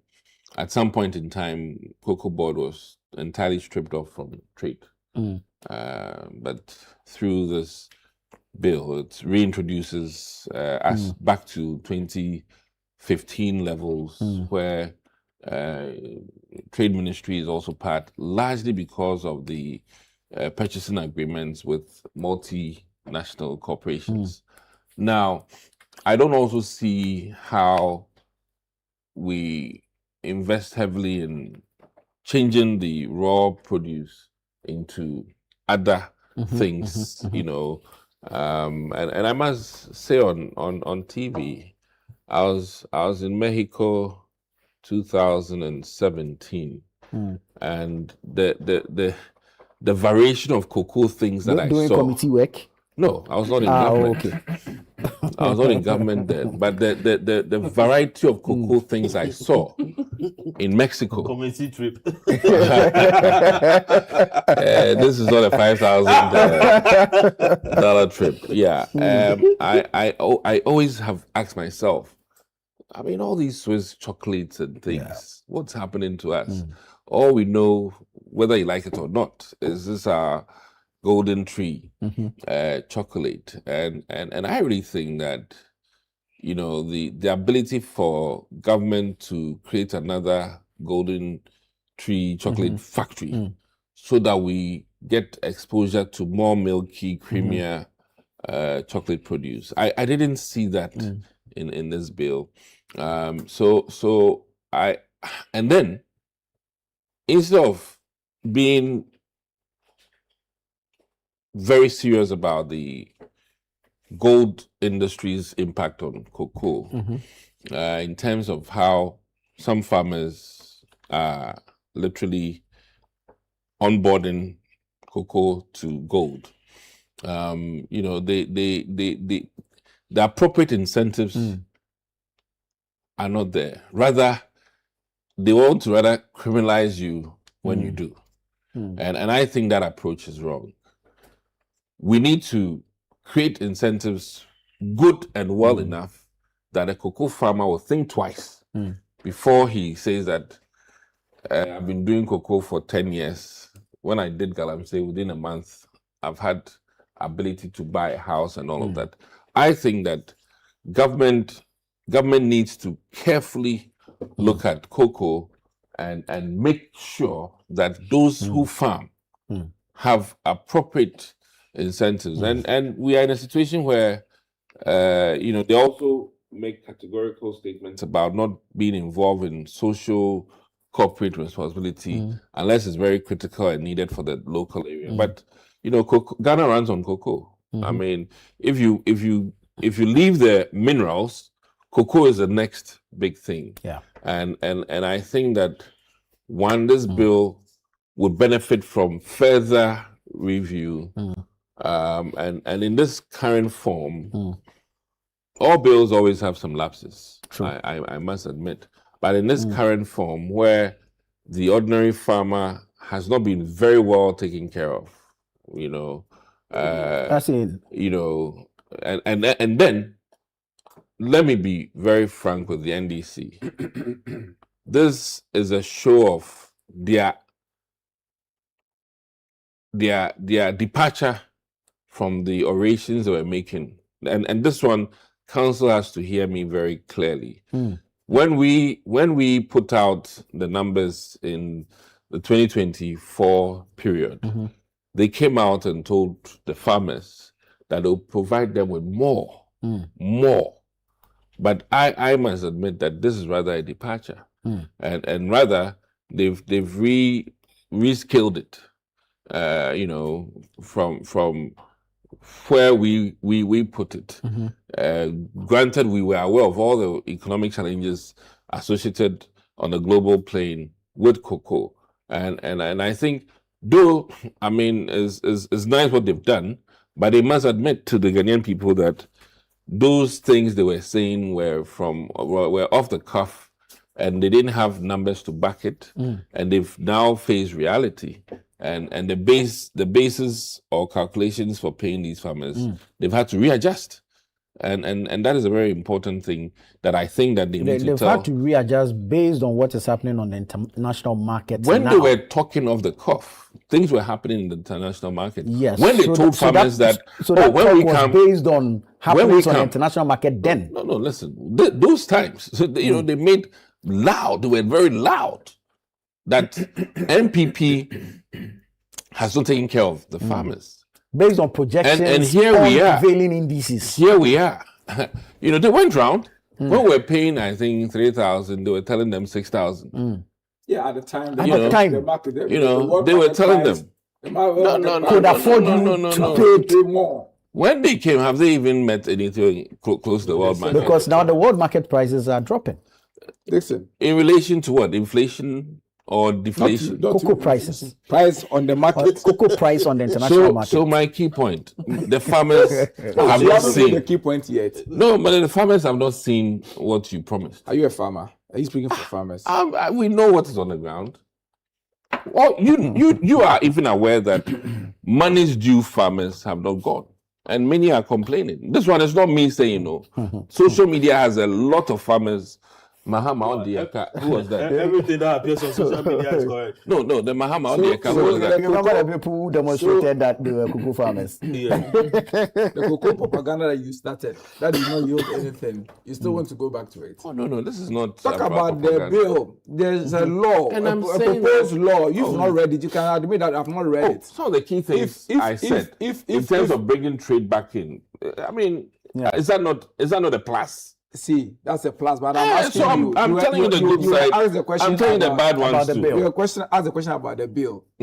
They said your caucus in Parliament. Where is the 6,000? Your caucus in Parliament. Where is the 6,000? Are speaking against the bill. This is 2 years down the line. We are not seeing the 6,000 you promised. Where is it? Very well. Please, is it in the bill? Where is it? All right, no, thank you. Council, let me come to you on the issues raised by the Parliament. Yeah. Still remains. So according to Opon Kroma, the initial draft that was brought had the 70% pegged on the international market price. But when it was revised, it's now been put on the FOB.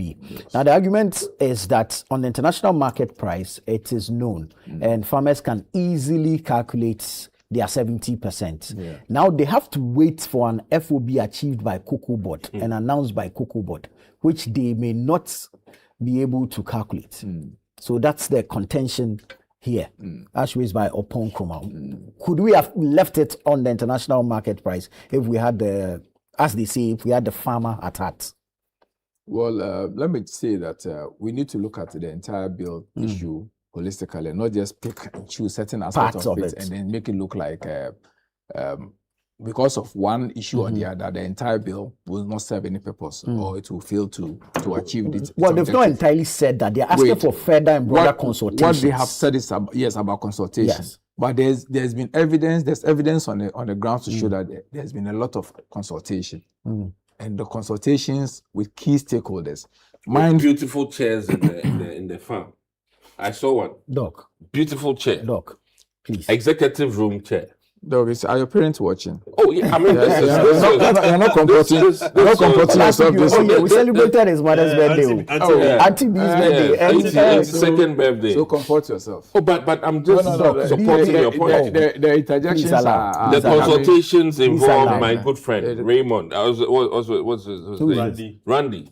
On an executive chair. How important is the chair that your party also had lunch? Oh, are you equalizing this thing? Even breakfast. Are you equalizing? You're the neutral person here already. Not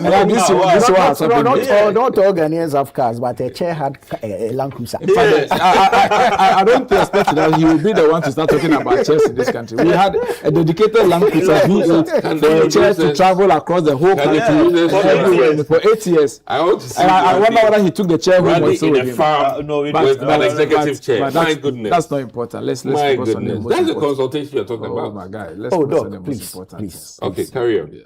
I'll behave myself. Carry on. So we look at it from the perspective of what are the objectives of this law, the bill. Now we have series of fragmented laws, respect of cocoa sector for a long time. I mean, the PNDC law 84 and other laws like that are all fragmented. And sometimes there are overlaps. Sometimes there are inefficiencies because you don't know which one you are applying at what stage.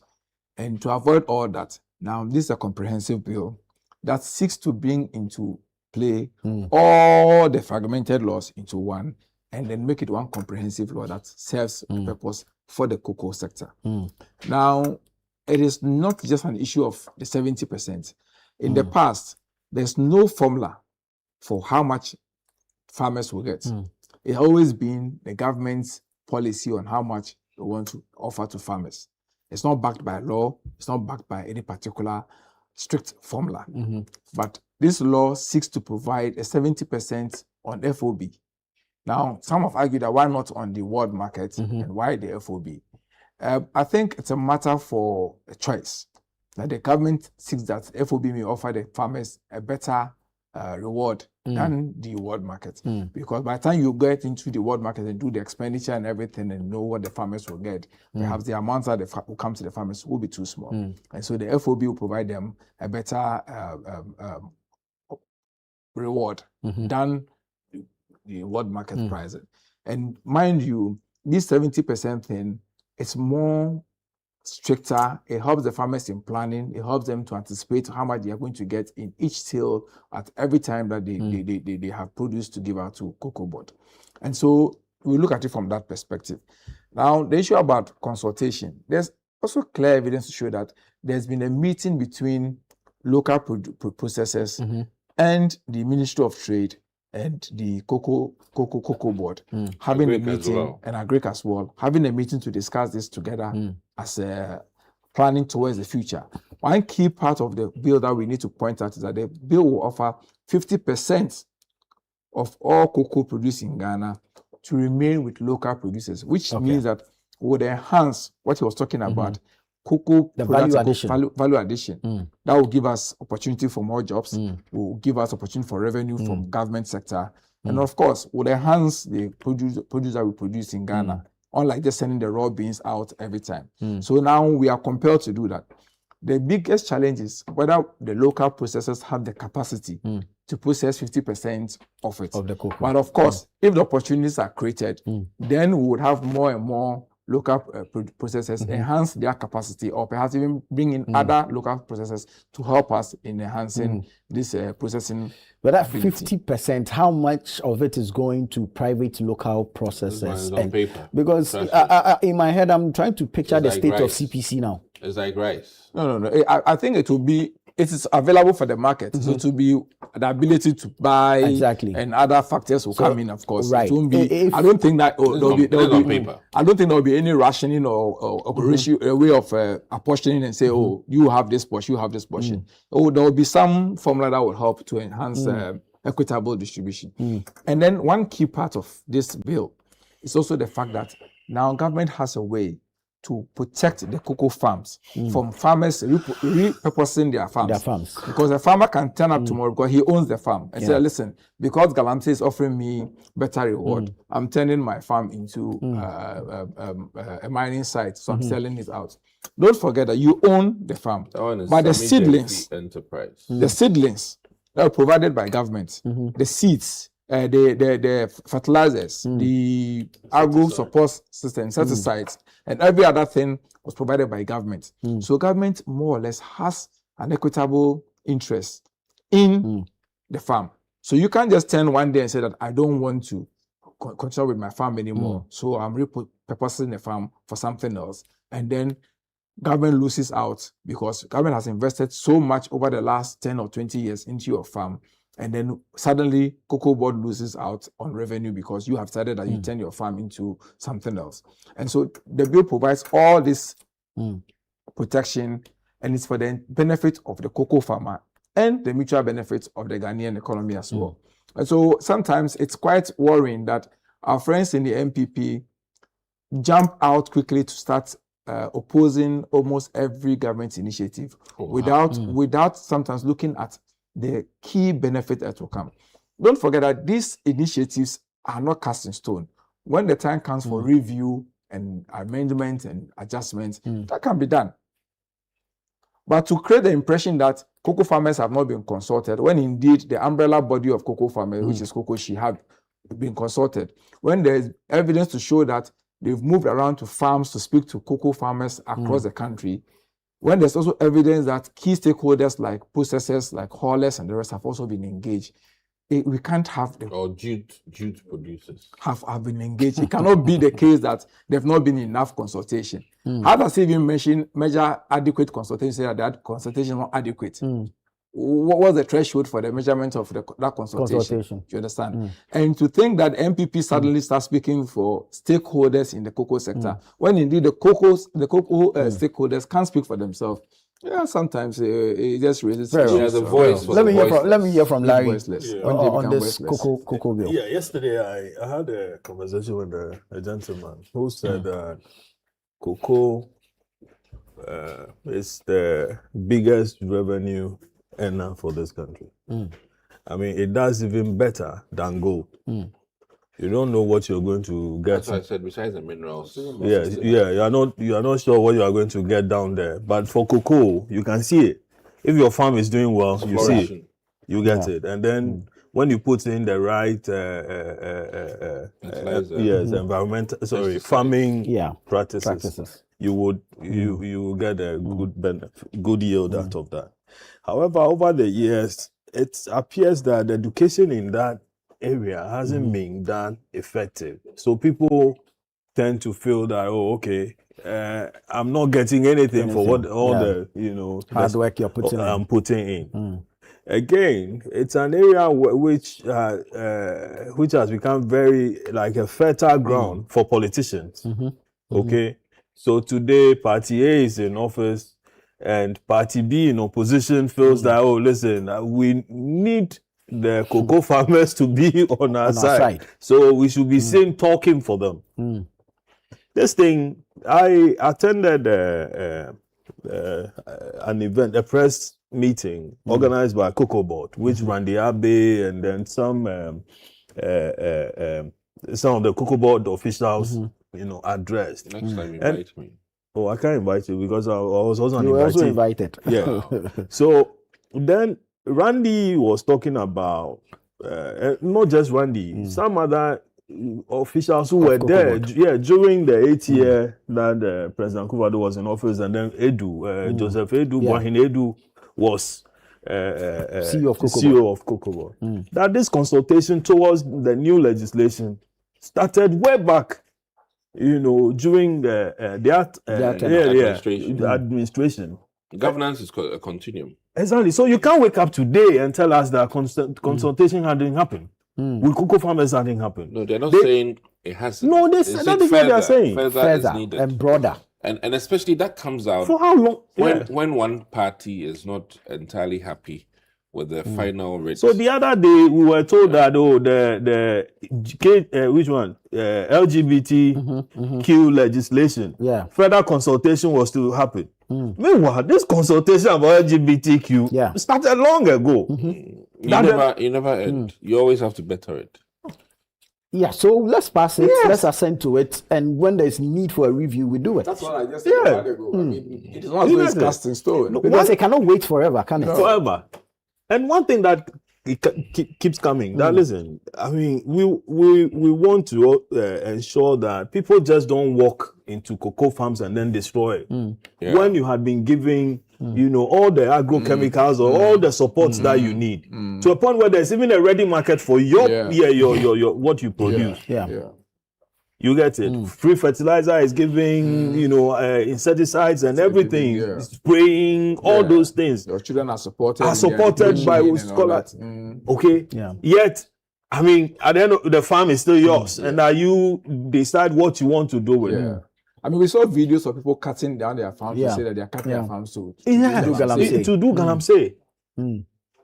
But on the other side of that, there are also those whose farms are being taken over, not that they are selling. Is there any protection in this bill for them? Yes, so that's what the bill seeks to do. So that once it's established as cocoa farm, you will not have the right to assign it to any other person for any other purpose. Apart from cocoa. If you're going to assign to anybody for something else, Cocoa Board can decide, okay, listen, we'll pay you for it and we'll take it and continue with cocoa farm. And again, then, he as the owner of the farm and me as a galamseya could go and report me to Cocoa Board and say that, listen, I have my cocoa farm here, or he has his cocoa farm here, and then I had moving, and then I'm doing galamsey, destroying, and I could be jailed. And for me, that is a good protection, And more importantly, because we've been lamenting about the the effects of galamsey on us.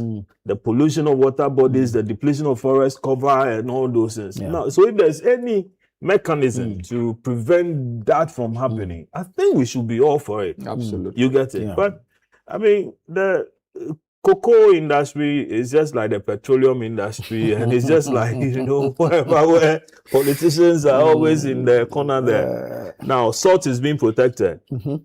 Okay, salt is you can't go and say that you are just you are mining salt or winning salt.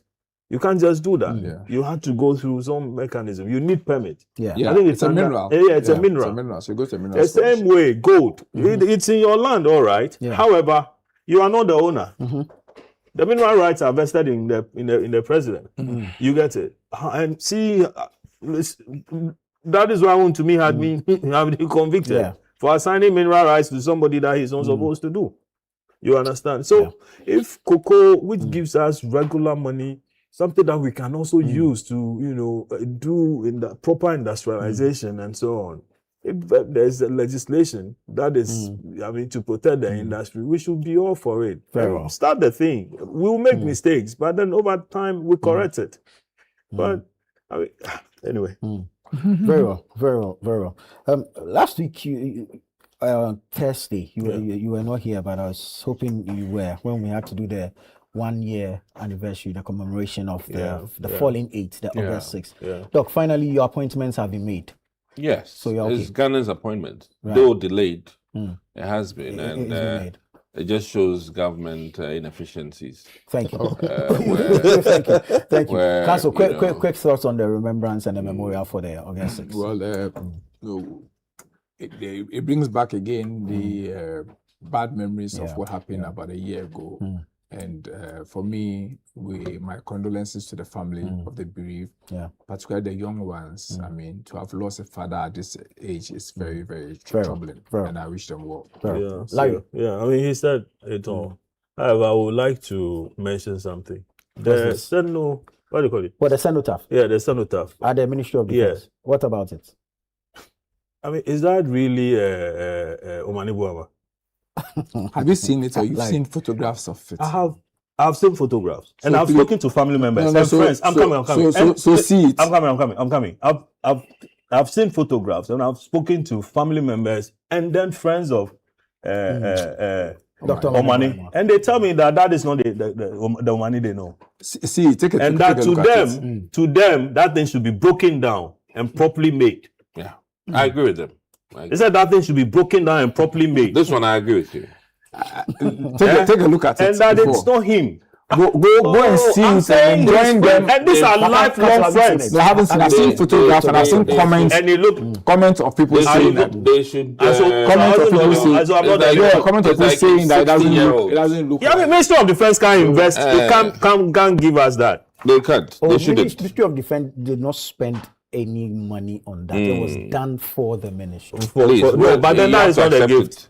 So that gift is not good enough. Not acceptable. But again, also it shouldn't just be for money. I mean, they were on a military helicopter. Yeah, it should. All 8. Yeah, all of them should be there. You get it? It shouldn't be just money. Others should be there as well. Then it communicates something better. Yeah. But what we have there, that is not money. If you know money very well, that is not him. Thank you, Larry. I'm sure the president was even shocked because I saw a picture of him looking at the guy somewhere.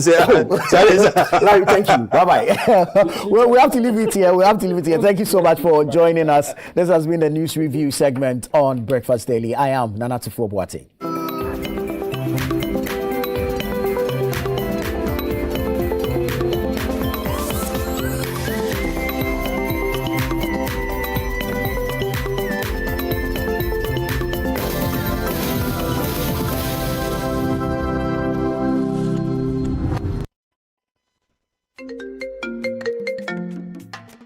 Hello, my name is Pamela from Customer Service. Please revalidate your account by texting your Ghana card number to 0500,000 247. Hey, Abili, wabadim. Madam, give me the numbers behind your ATM card. I'm calling from the head office. An email was delivered across to our customers this morning. Confirm if this is your bank account. 100 100 100. Thanks for sending your bank card details. Send the OTP now to avoid cancellation. EcoBank will never call, email, send an SMS asking for your PIN, OTP, bank card, or Ghana card details. Don't get played.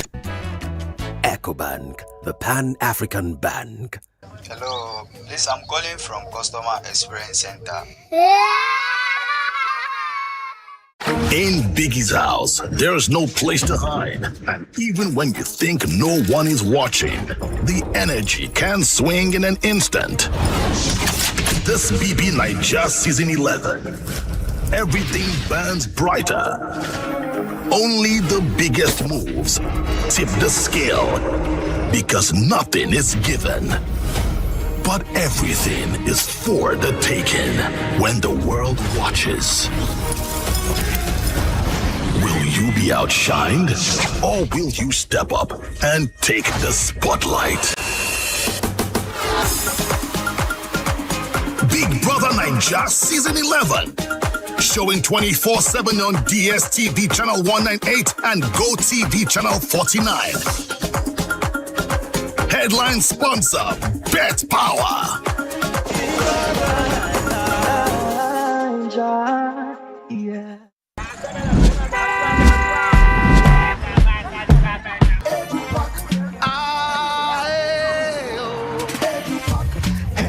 Trunk. This is the old way. Let me show you a new and a better way. EduPack. EduPack? Yes, EduPack. A GS-approved and supported initiative for all first-year students going to SHS.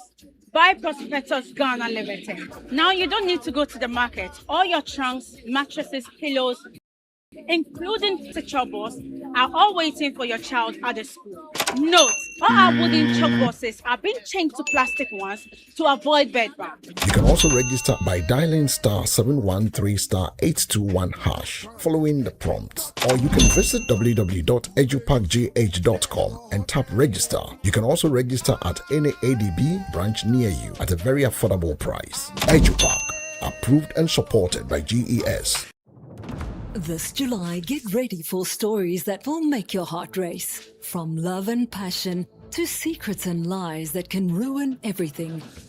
Catch the sizzling episodes of Sins and Roses at 4 p.m., Domenica Monteiro at 5 p.m., Be My Sunshine at 6 p.m., and Avenida Brazil at 7 p.m. Central African Time. Only on Novelas Plus, Channel 134 on GoTV.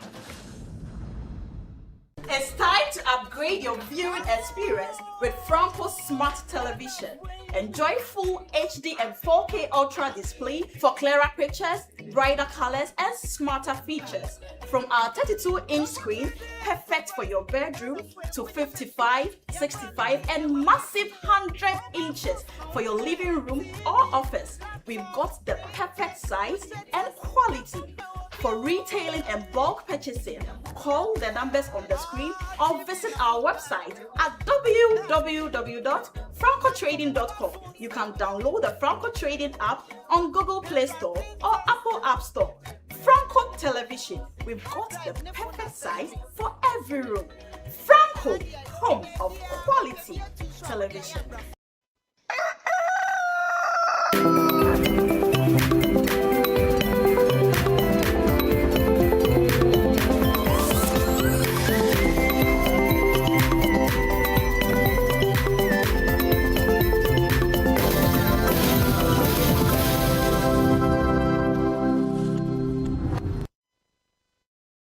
Good morning, Ghana. Good morning, Africa. And good morning to the rest of the world. A brand new morning is here, and we are excited to come your way this morning to inform you, educate you, and empower change. I am Dede Davis. And I am Wahab Abdulrazak. Always a pleasure to join you at this hour. Thank you very much for staying with us. We're going to bring you an exciting show, full of insightful conversations, entertainment, and all that. So do not go anywhere. Stick and stay with us right here on the show Breakfast Daily on Channel 1 Television. Right.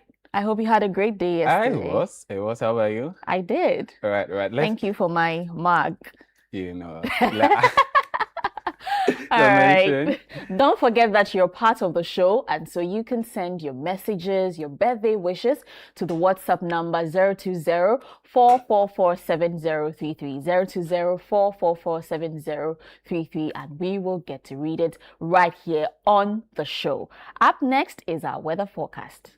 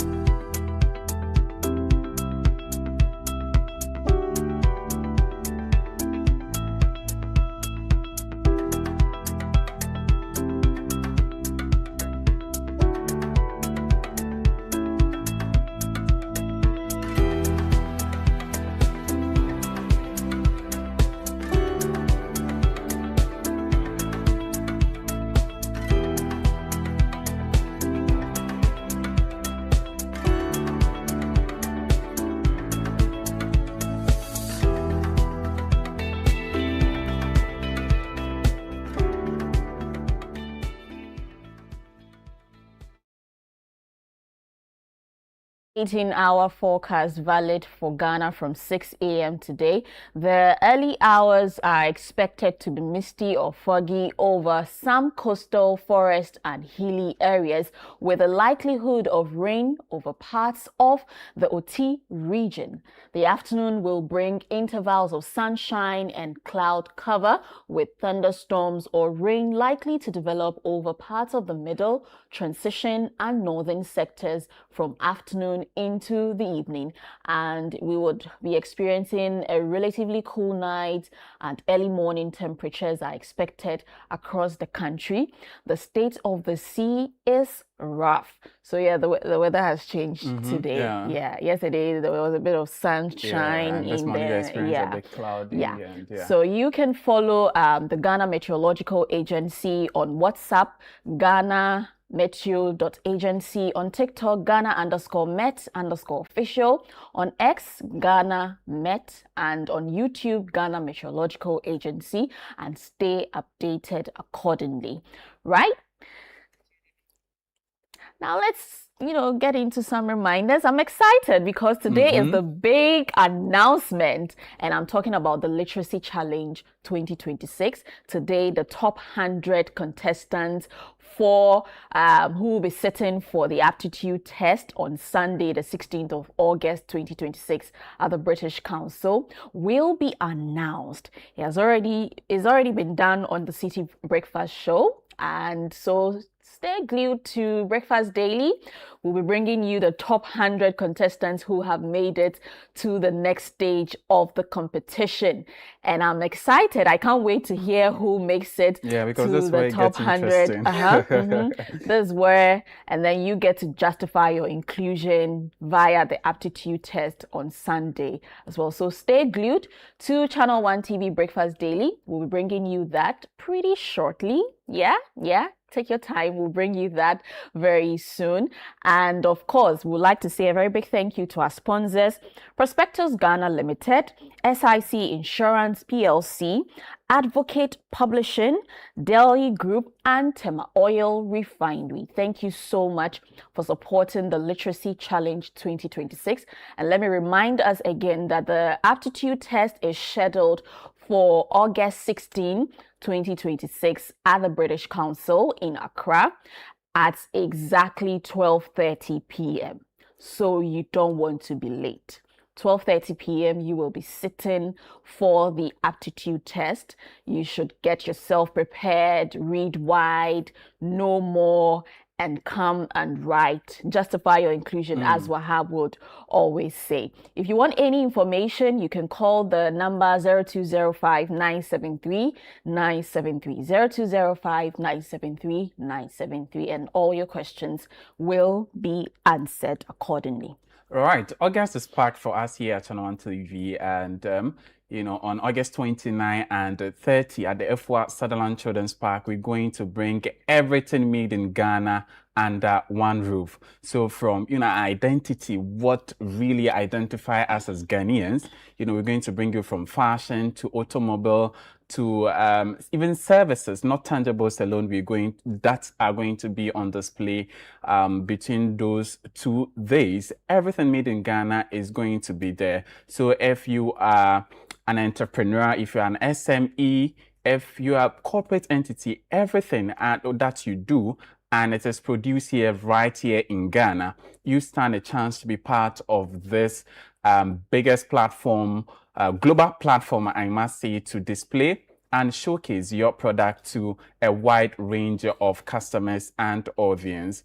A lot more than the exhibition is going to happen there. You get a chance to connect with people, you get a chance to connect with potential business partners and all that. So because you don't want to miss that, reach us on 0205 973 973, 0205 973 973, or 0558 973 973, 0558 973 973. Call those numbers, secure your spots, and get to be part of the biggest exhibition here in Ghana. This is Ghana, and it is part of our effort to promote who we are as Ghanaians to the entire globe. We want to say a big thank you to our sponsors, MTN and EcoBank.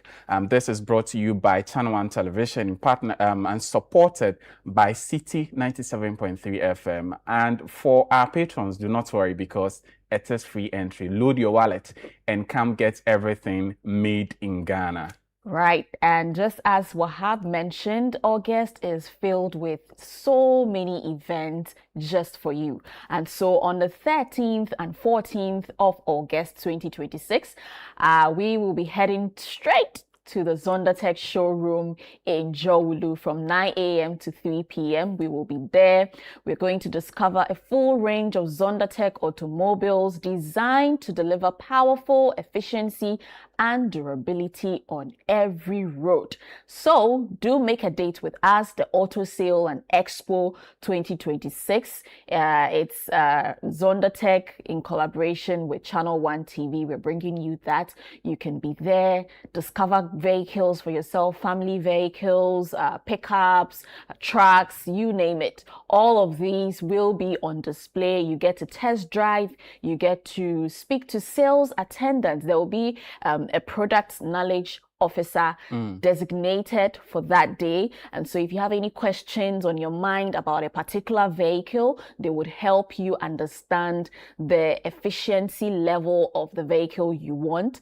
And there are also some packages, some discounts here and there for you. So you don't want to miss it. There will be our insurance companies there who would also help you insure your vehicle. Very, very important. And so make a date from the 13th to the 14th of August 2026 and at the Zondatech showroom in Jowulu from 9 a.m. to 3 p.m. daily. I would like to entreat you to call the number 0205 973 973 or 050 1772-222 for any enquiries you may have concerning the Auto Sale and Expo 2026. That said, we are still, airing our drama series, the Blanksons drama series, which was put together by us here at Channel One TV and directed by Victoria Dogbe. It's a family drama that is so relatable. Every happening in the Ghanaian home, you would find in the Blanksons drama series. That nephew or brother of yours who would always go and, expose your secrets to your father, your uncles. Yeah, the troublesome ones. The Blanksons drama series brings you all of that in one package. And so don't miss it. Make a date with us every Thursday at 7:30 p.m. on Channel 1 TV.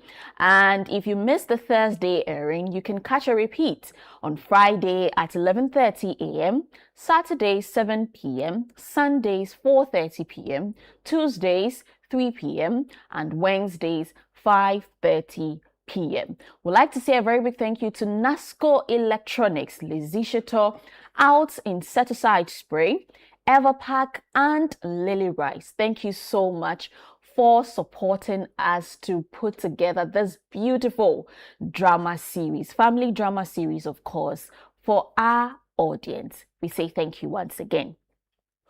All right, that said, it's now time for us to check out what's trending.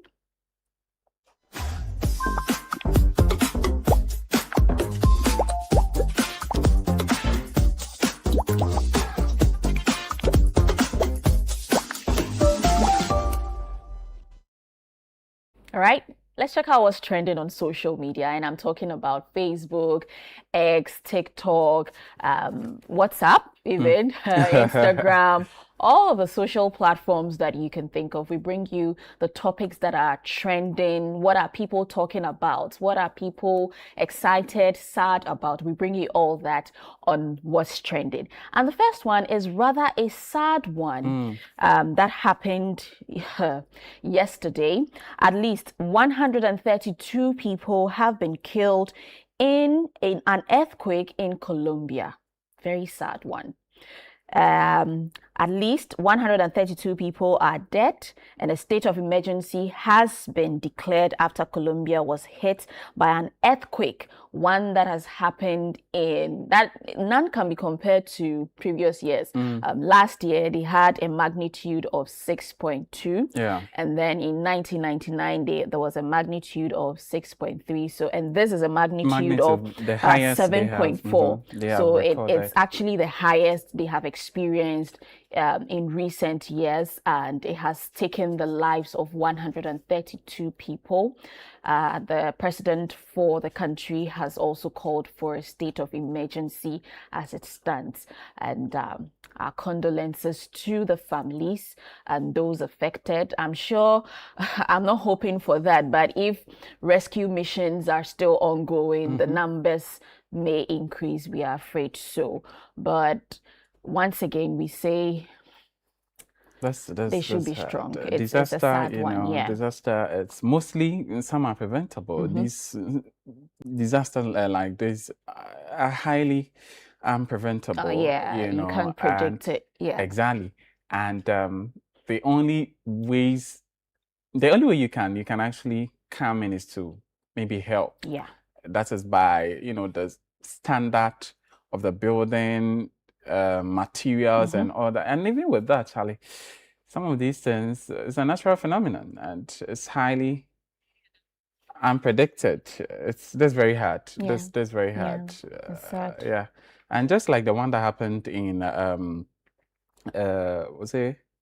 we reported one recently, and even days after, the rescue mission were able to rescue some people alive.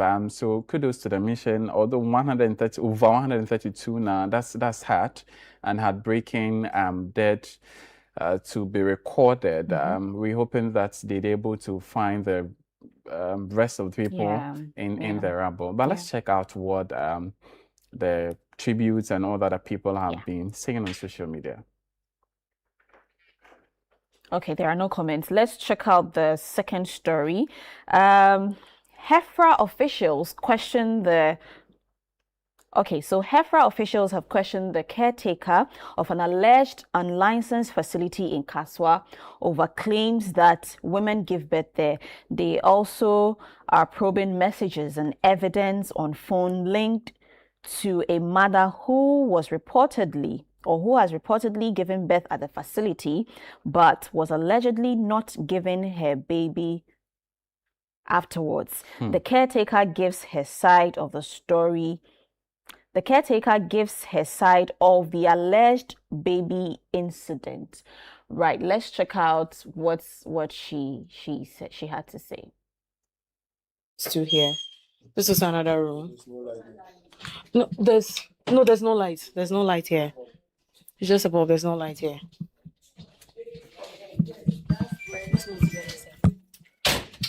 There's a baby's cot. So you've been here already? Yeah, we've been here. No problem. So this is where's the lady? Precious. So is this where you delivered the baby? Yes, this is where I delivered, and they've removed everything. No, that don't worry is about here. what they've removed. This is where on this bed, yes. And your baby was here? Yes, on this cot. Okay.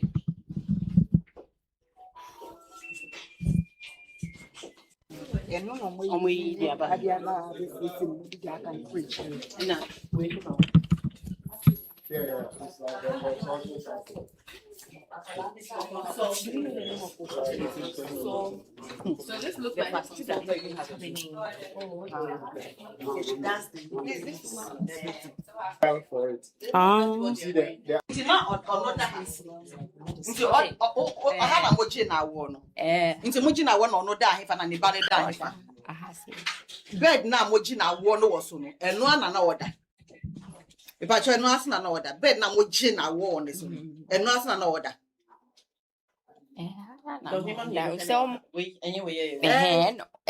Into Moji na wo wie no na still oda ha. Into amafo ba na Moji omo a wo wie a aha ya na omoda. Na akola ne da. That's what you're telling me. Into me bisa say, is that the standard? Me pa your standard no. Say oji obi awo a, couch na oji na wo no woso no. E ho na obeda. Say 3 days put na order ha no ma e ho na order. Is that any standard no? Na nipa no so wu wi a akola no. Nipa na timi ko ja akola no na obi fufura abeji akola no. Say na maternity homes nyina, if that's how they are supposed to operate. Is that the standard? Then you would attest say Nyamoya Wahano is totally illegal. Mo follow protocols. Nya wasa moya no monye. Ena me no so entina obi baye de ayra. Se mo be G license free hefra ho no ma anka hefra be kyerel kwaya wasa wo fa so set up.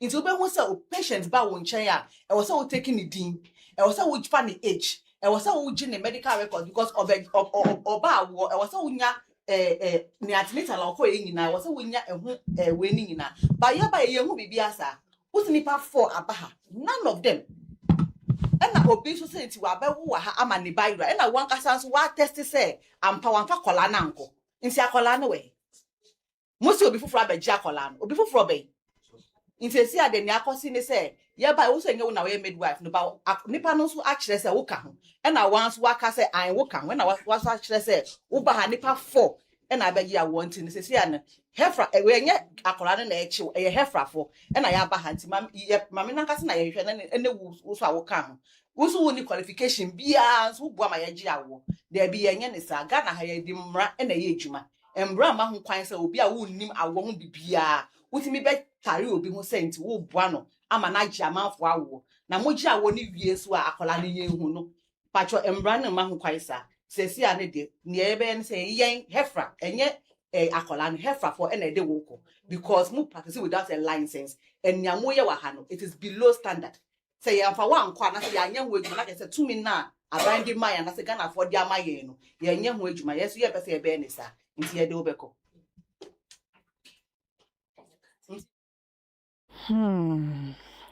Wahab.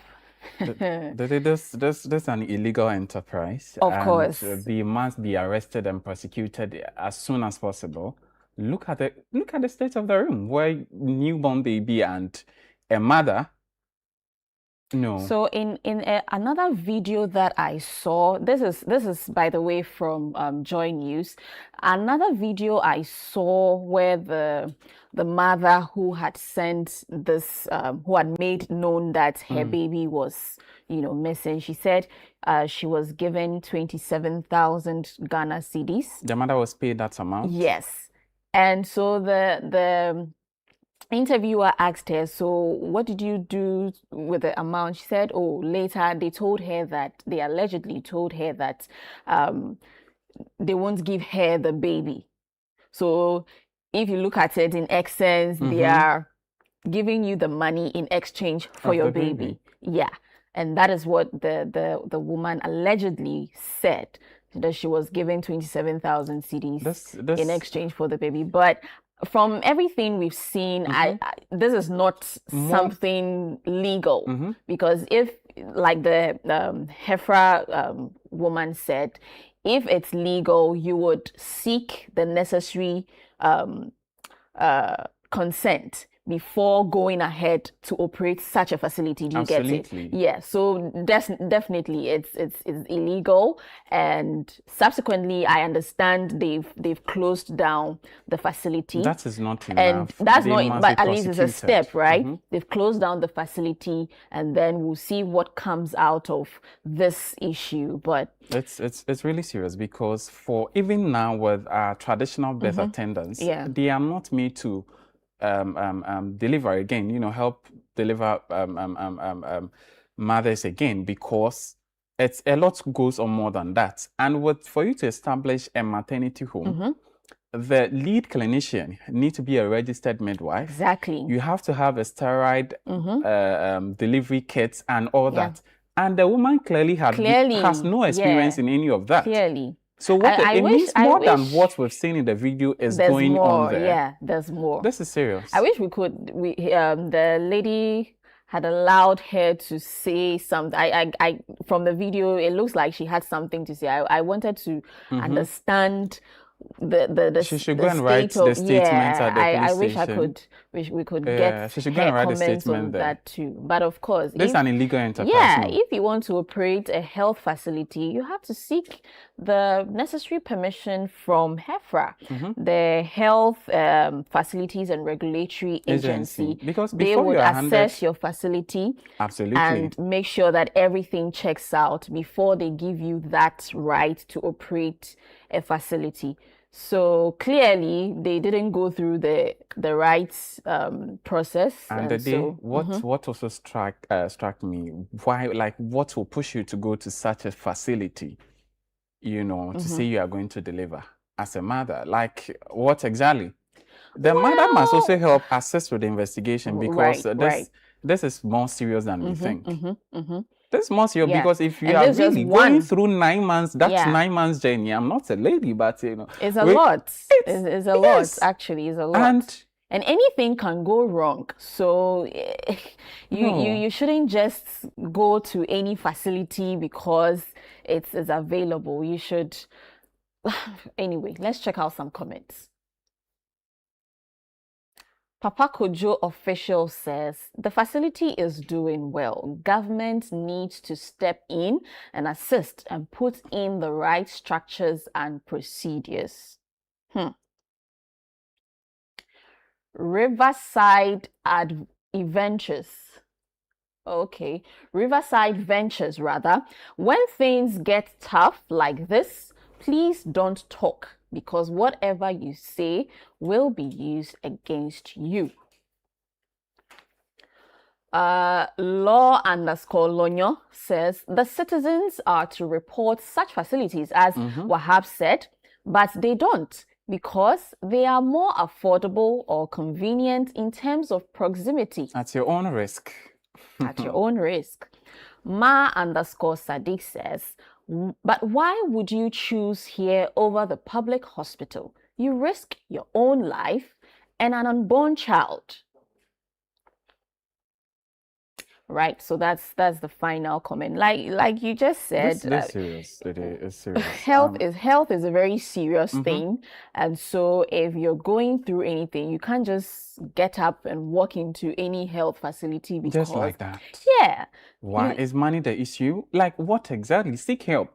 For you to, as a mother, as a pregnant woman going through that 9 months journey, and you go and submit yourself under this condition, for whatever reasons best known to you.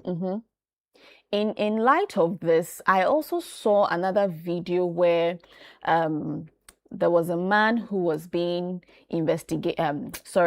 interrogated or interviewed, and he said that he once took his child there, but looking at the state of the facility, he quickly moved the child out of the place. Look at the because he quickly moved the child out of the place. So my question is, when you realize that the facility wasn't a facility, a standard facility, why didn't you report it? Yeah. You get it. So as citizens, when we see something wrong, we should say something. That is how we can help the relevant authorities take action on certain matters. Let us not keep mute, you get it, at certain things like health and all of that. Let us say something, right? What's the other story on trends? All right, so that has to, I don't know what I should say, a good one, let me say, especially for the creative arts fraternity.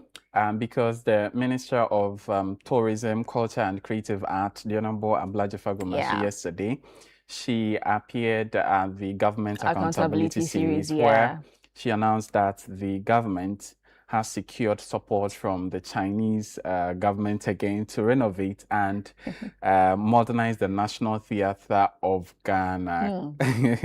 So the initiative is expected to improve the facility and enhance its capacity to support Ghana's art and culture, creative arts and all that. And there's been a lot of reaction on this on social media. Why? Because there's a Chinese government that put out this facility for us. That's why I was smiling. They are coming back again to renovate it. There's been a lot going on, but it's there's a video good to it, right? Let's look at the video when she was announcing. All right, so she appeared yesterday at the presidency, the Government Accountability Series.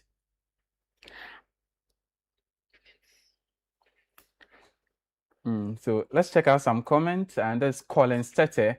He says, I bet Africa and maintenance culture are worlds apart. Emmanuel Inkum. Was it not built by the same Chinese? China? Yeah. Alfred Benjamin Amwa. Well, National Theatre was built and gifted to us by the Chinese government. Jenyame, the African warrior. Is there nothing we can do by ourselves? And this one says, renovating to make China come help you. So can't we do anything for ourselves? With an anger emoji. That's serious. That's serious. I remember. Meanwhile, there's a whole board, National Theatre Board. There's been several reports that we here at Channel One TV have filed in relation to the state of the National Theatre and the terrible state. And I don't know why, if we have to wait for those who help us put up this beautiful edifice. We have to wait for them to renovate this. I don't know why we have to wait for them, honestly. It's a good move, but it's not something we should celebrate. We must, reflect on ourselves, peruse things proper. And because the equation doesn't add up. No, the mass no. They've helped. It's like we don't give out the place like for free. Someone gifting you a mobile phone. And then you are expecting the person to buy data for you. You get it. It doesn't. We should be able to do it ourselves. It means first of all, you aren't in good capacity to own that thing. So that's bad. We have a whole board. We have a whole committee. Overseeing the management and maintenance of this place. What went wrong over the years? What went wrong over the years? Was it that they didn't do their work well? And we don't give out the place for free. We rent it at a fee. Yes, we rent it at a fee. So why can't we use these revenues that we generate to maintain the place? Sound and that goes back to our maintenance culture in this country. We see a problem with something, we don't take action, then we leave it to deteriorates into something that we can't even handle before we take action. If you go for an event there and you are not fortunate, you find yourself up there within the the way you sweat because the heat But there, you know, Charlie. in her series yesterday, one of the things that she mentioned that I was happy about was the fact that she said we are introducing Ghanaian culture to children through cartoons, and I think it's a very That's a great move. yeah, it's a That's very great good one. thing that they have decided to do because you know these children consume A lot of a lot of content, cartoons. yeah. So yeah, of course, why don't we channel, preserve our culture, let them know about our culture through these cartoons? And I think it's a Yeah, it's very very good. strategic. Yeah, It's yeah, very it's a strategic. good one. Yeah. Anyway, let's check out the video of the day.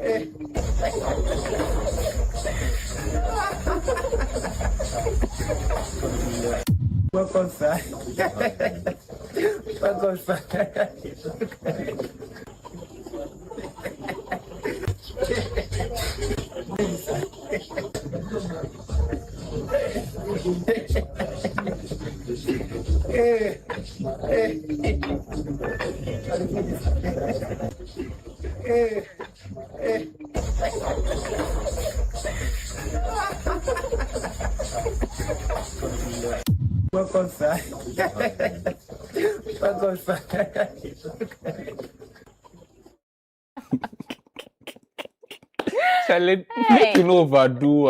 You smile forever. Like you go smile tire. This is serious. The customer was even confused. Anyway, that's our video of the day to put smiles on your face and settle us in as we delve into our communities. We'll take a quick break, and when we come back, Community Focus is up next.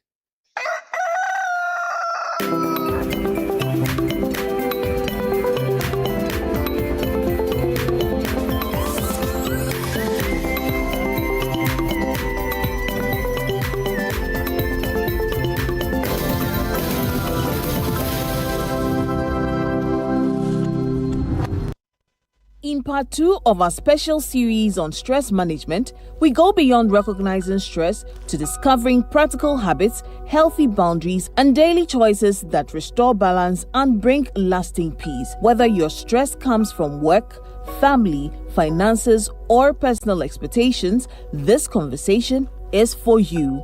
Welcome to Lifeline, my dear friend. Research shows that chronic stress is silently affecting millions, emotionally, mentally, and physically. But resilience means learning how to bend without breaking. And with the right mindset, support, and faith, you can rise stronger through life's pressures. What daily habits can we cultivate that will help us to manage stress well? I said you could sit in the office and do it. You could also play some music. Okay. You can read Bible verses that encourage you or strengthen your faith. You can think about great things that happened in the past. Lifeline airs every Tuesday and Thursday at 10 p.m. only on Channel 1 TV.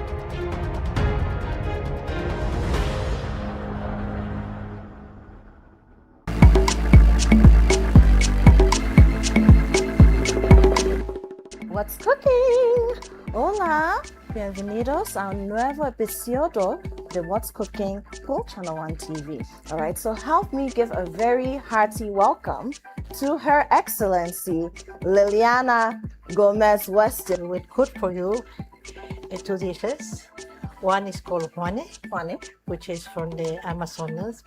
And I'm going to make a dessert that is called Suspiro a la Limeña. Suspiro a la Limeña. Okay. So once our chicken is ready. So you put the bay leaf in. You didn't cut the bay leaf, just the whole leaf. Yeah, just the whole leaf. Yeah. Okay. What's the trick? The thing is that you put the white of the eggs, 2, icing sugar, then a glaze that is made of port with sugar. What's cooking? Hi. Hello. I see you eating something nice in the wache leaves. Yeah. Yeah, it's a Peruvian dish. Peruvian.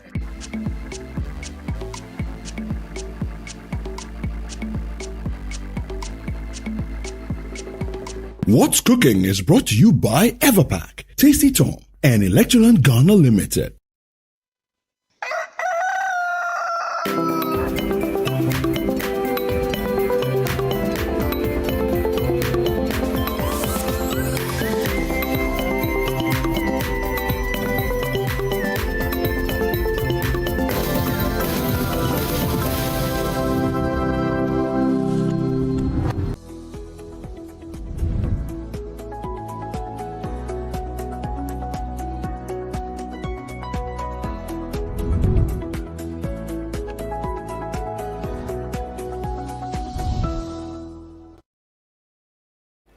All right, thank you very much for staying with us. This is Breakfast Daily on Channel One Television, and yes, our community focus segment. This segment is dedicated to driving changes in our communities. Changes, I mean, bringing to light the stories, the difficulties, the problems in our communities that are mostly overlooked. That is what we take upon ourselves on this part of the show, to bring to the attention of duty bearers to authorities to get some results. And today, we have one of the success stories, because the people of Wanchiki in the Trepone district are celebrating what they describe as impact of a report that we aired over here, which aired some months ago. And let's look at this report. When we come back, I'll give you the background proper.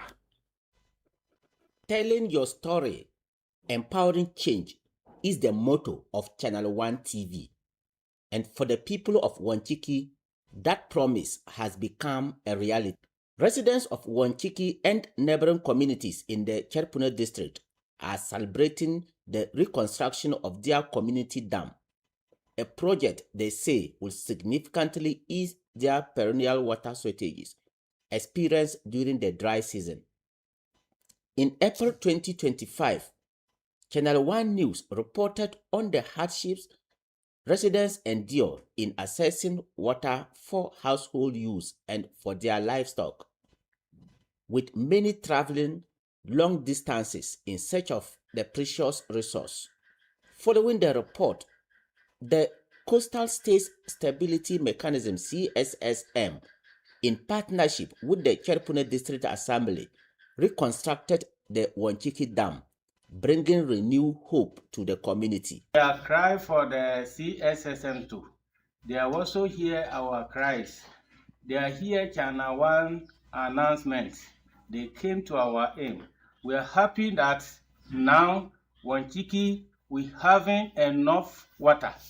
We thank Channel One. We thank the CSSMs. Residents who could not hide their excitement also expressed gratitude for the intervention.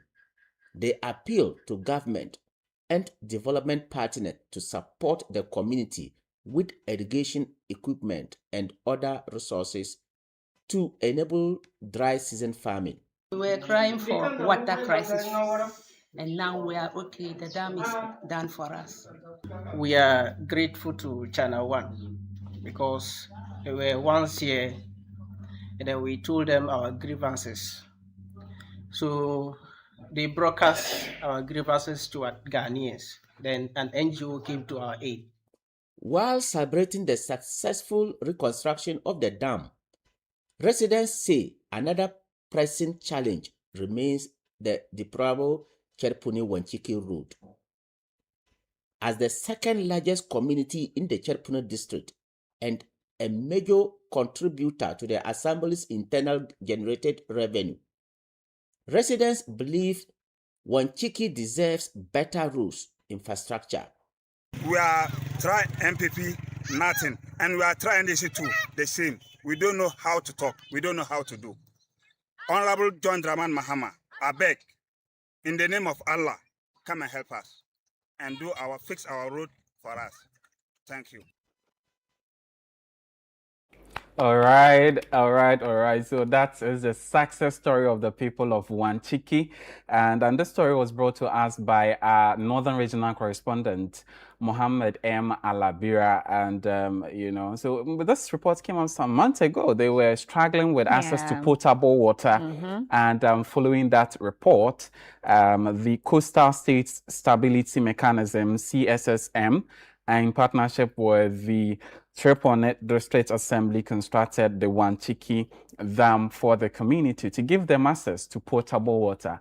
Now, we have the man that's brought us this report and has generated results. I mean, Mohammed M. Alabira, our Northern Regional Correspondent. Alabira, good morning and welcome to the show. Assalamu alaikum. Wa alaikum salam. Wa alaikum salam rahmatullah. Great. I'm excited. I'm sure you are too this morning. Alhamdulillah. I'm so excited this morning. Before we come to the success story, take us back to a few months ago. What was the real situation of the people of Wanchiki as far as access to potable water is concerned? Thank you very much. Wanchiki is under Cherepune district. To be specific, Wanchiki is the second largest community in the district. And the whole of Cherepune district, there is no pipe water. Even Cherepune town, the district capital, they all depend on dam. You remember the Caterpillar Dam. That is in Cherepune town, and that is what the town itself depends on. Wanchiki is the second largest community in the district, and it's at the northern or eastern part of Cherepune, very far from Cherepune. And they have no pipe water. They depend solely on this dam. The human beings and their animals, they all struggle for water. So last year during the dry season, in fact, life there was so challenging that the residents didn't know what to do. Because last year, if you remember, the rainy season wasn't that much and the dam was flooded. So the water that was collected there wasn't enough. So it did not take time and the whole dam was dried up. So people there were struggling just to get access for their domestic use. So the chief over there, that paramount chief of Wanchiki, that is Chief Buba, and the assemblyman, they actually reached out to me, crying that this is the state they are. So as Channel 1, we tell the story to empower change. In fact, I actually took my motorbike all the way from Bimbila to Cherepune and visited the dam. So luckily when we did the story, it was aired. And the Coastal State Mechanism, CSSM people, they also listened to the report and they were touched by the story. So in collaboration with the Cherepune District Assembly, they actually came to their aid by dredging the dam. And this year, because of the rains here, the water that is for now collected there is so serious. Even some houses are close by the dam. There are even calls that no, if those people do not relocate as we speak, because we are still in the rainy season and more rains are still expected here. So if those houses do not move up, they may be affected. The people are so excited that following our report, this is the results they have. And Malam Muhab, that is what we actually had for the people of Wanchiki. All right. So that's great. Kudos to you, especially looking at what you had to go through to get to Cherepune and just to file the report and to bring it to the attention of people. But so now, what exactly has changed at the place? When you went back to the place and engaged the people, what are some of the things they told you? Yes.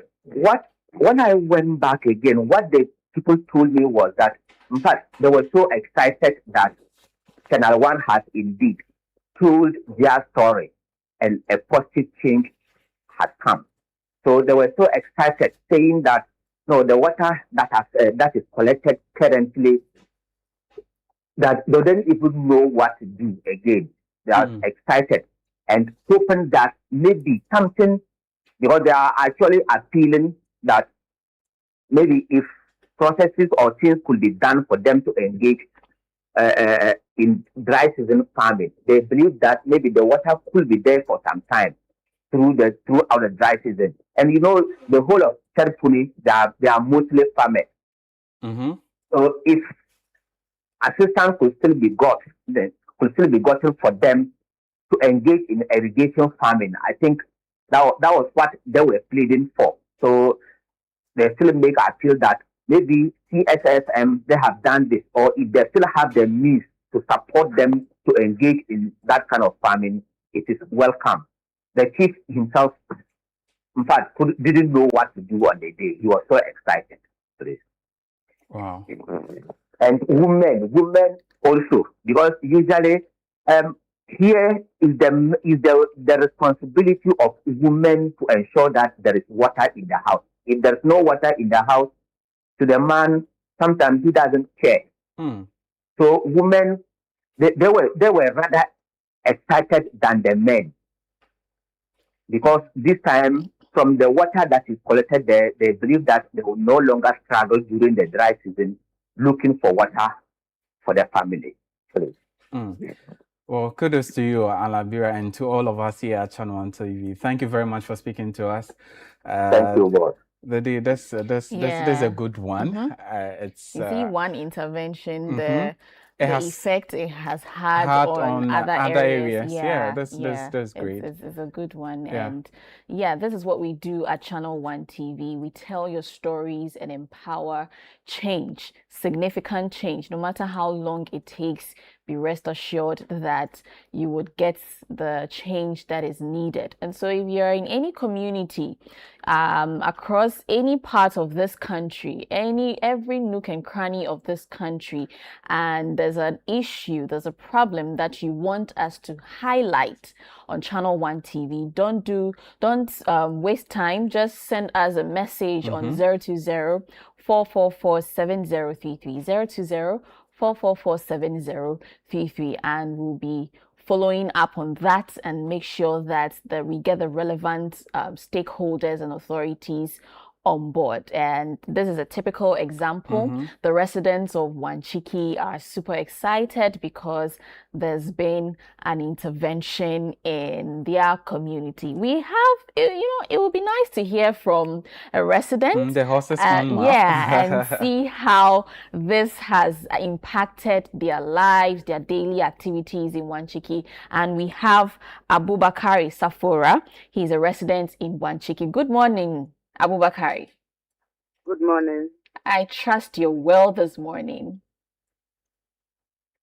I'm well, thank you. We thank God. How are you feeling this morning? Having known or getting to know that there's an intervention in your community and now you have access to potable water. Okay. Yesterday by around 5 o'clock in the evening, the chief of Wanchiki called me on phone, tell me that tomorrow morning, NGOs or anything, people of the NADMO will come to me and investigate or ask what I've seen in the dam, and I will explain to them. That is what he told me. Yes, I'm asking how it feels getting this intervention, because previously there was no access to potable water, but now you have potable water to go about your daily activities. So how are you feeling about it? How does it feel to, Yes, now we are feeling good and we are feeling happy because previous time, we were going far away from the town to search for water. And now the dam is now built. So we are feeling happy to see more. Okay. And how has this intervention impacted your life? The intervention is that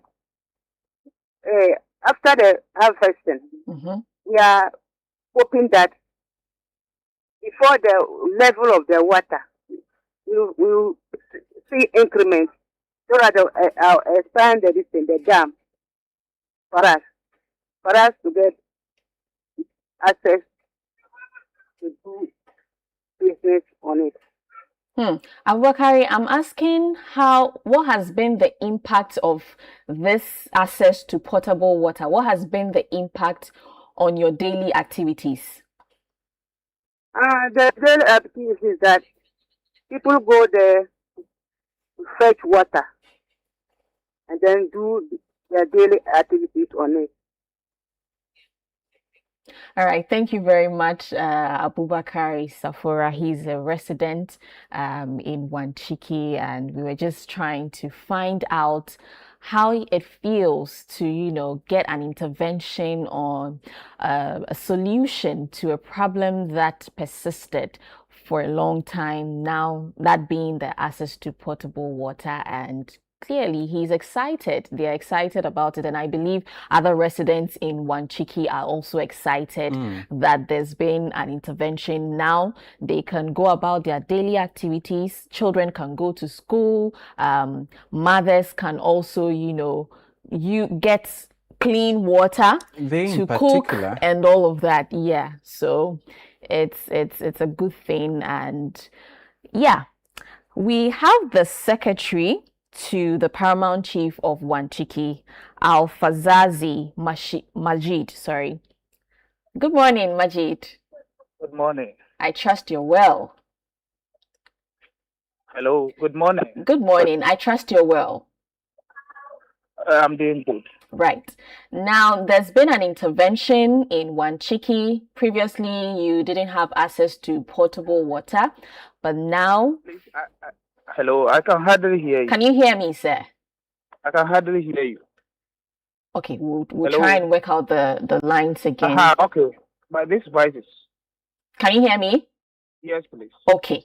So I'm welcome to Breakfast Daily, by the way. I trust you're well. I'm doing good. We thank God. Now, there's been an intervention in Wanchiki. Previously, you didn't have access to potable water. Following our reports, now you have access to clean potable water. How do you feel? First of all, let me find out. How do you feel about this intervention? Good morning, and good morning to your listeners. Good morning. We are much happier than before. And we are most grateful to Channel 1 TV. Yeah. In fact, initially City TV.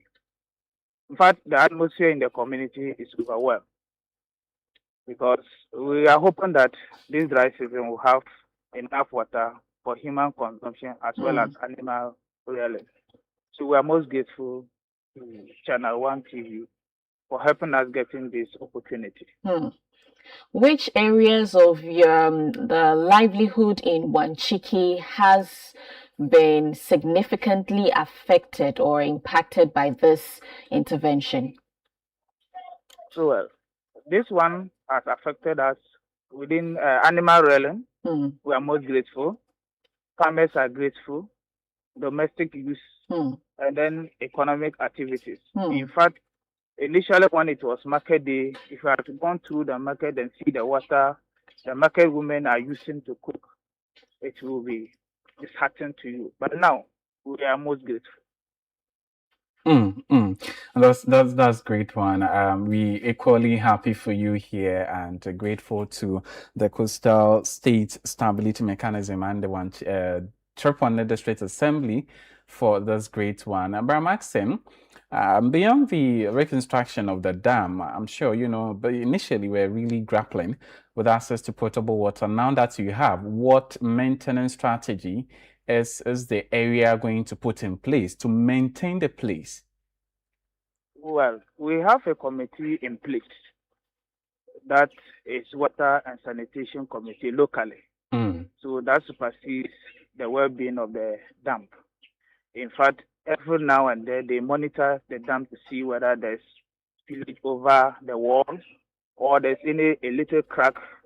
But for instance, education is also going around, especially the houses around the banks of the dam, so that no one steps in, no one dumps in any refuse, no one use any waste around the place, so that it will make the water uncomfortable for use. So the committee is hardly working, and every day, in fact, we have also gone through this to see how best they are doing their activities. So far, so good. We are impressed with the committee's activity as well. That's a good one. And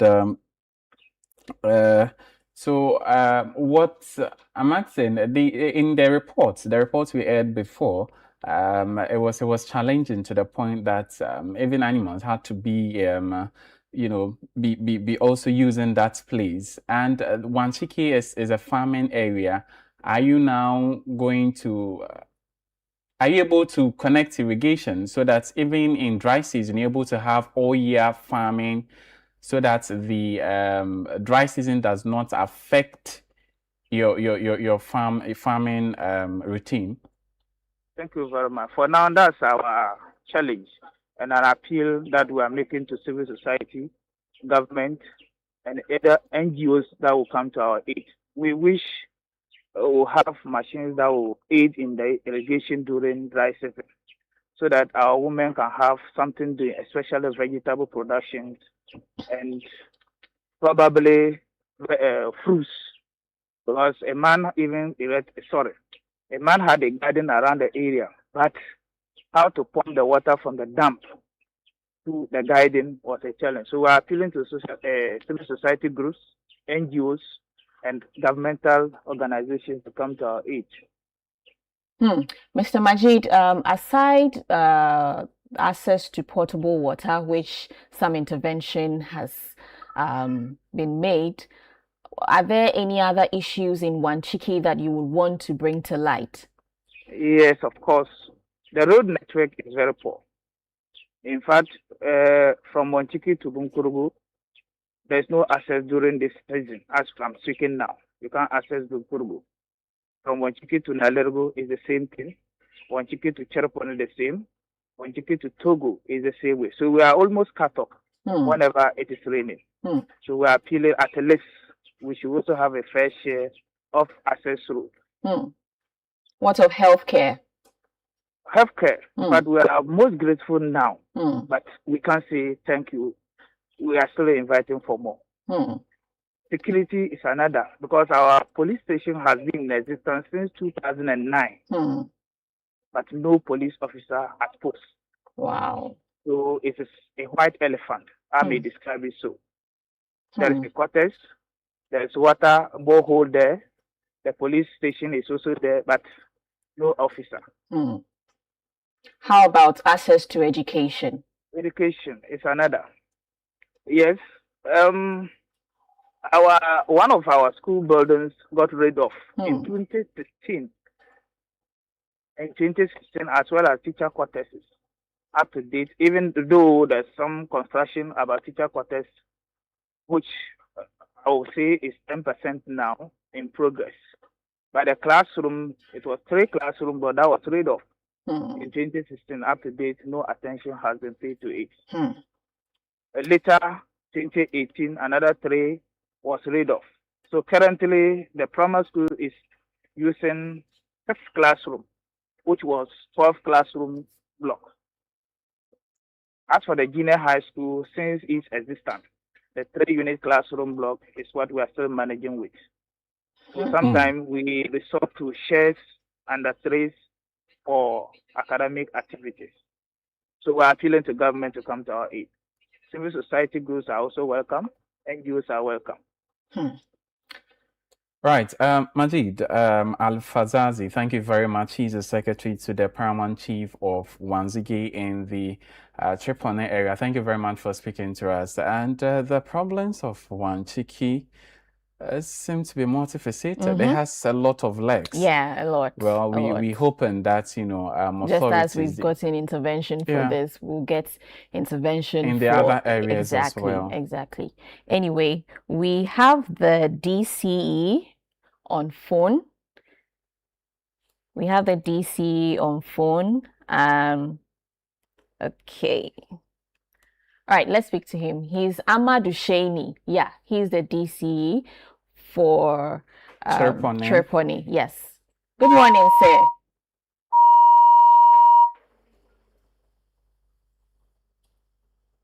Hello, sir. Okay, we've lost him. But yeah, just as you mentioned, education, health, road, infrastructure, and all of that also need attention. He mentions that since 2016, the roof have been ripped off and there's been no intervention, and we're hoping that just as we've got an intervention for them to have access to potable water, we would also get intervention for these areas as well, especially the road, because looking at how the community community's major economic activities, farming, what happens after harvest? They will find it difficult to transport it to the market centers, and eventually the produce are going to go bad. That's really bad. We have the MC for Tripone, DCE for Tripone Municipal District back on the line. So, Honorable Amadou, good morning and welcome to the show. Hello, sir. Good morning and welcome to Breakfast Daily. Good morning, sir. How are you? I'm very well. I hope you are doing well too. Good. Great. A few months back, we filed a report in Wanchiki where the people complained about access to potable water, and a few months later, there's some intervention through your own office and that of the coastal State Stability Mechanism. Right. So I was saying a few months back, we filed a report in Wanchiki where there was serious issue with access to potable water. Eventually, thanks to God, we have some results there. The dam, which is a major source of water for the area, has been reconstructed through your own efforts and that of the Coastal States Stability Mechanism, SSMM. First of all, let me take your initial reaction. How did you get to know of the issue in Wanchiki? It's my community under the district. I'm a native of Cherokee. I was born here, bred here, educated here, so I know almost all the community around. And then other challenge. Apart from that, your office too also publish a story about that particular dam.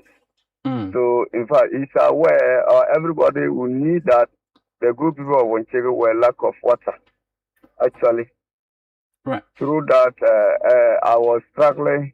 Other the development partners also to hear our voice, our crying. And then there was a meeting in Naluriko which we happy to attend, CSM meeting, with the chief of Wanchiki and other chiefs from Cherokee. So through there, this issue pop up. Myself raised the issue, Wanchiki chief also raised the issue. And it started from the maternity wall that the community themselves started putting up a wall, that maternity wall for the Wanchiki clinic. When they started, they got to a stage that they were handicapped. They couldn't complete it. So through that meeting, that issue was raised there and then reported to or complained to CSM, and then actually they show interest that the community has done well, but they couldn't complete it. They will come in and then complete the facility. Actually, they came in and then completed the project with the support of Assembly. Then Magu self completed the project, and also do another renovation of the health center. Then solar lab was also given to Wanchiki. From there, we through the chief and myself also complain about the water or the dam. Right. Because this dam was constructed somewhere 2014, 2013. Then. So, but what went wrong? How did the dam deteriorate from that time to this point before? It was too bad because actually the first construction they did, somewhere 2017, 2016, it cut off completely, and all the water drained out from the dam. And Wancheke is one of the largest communities within the district.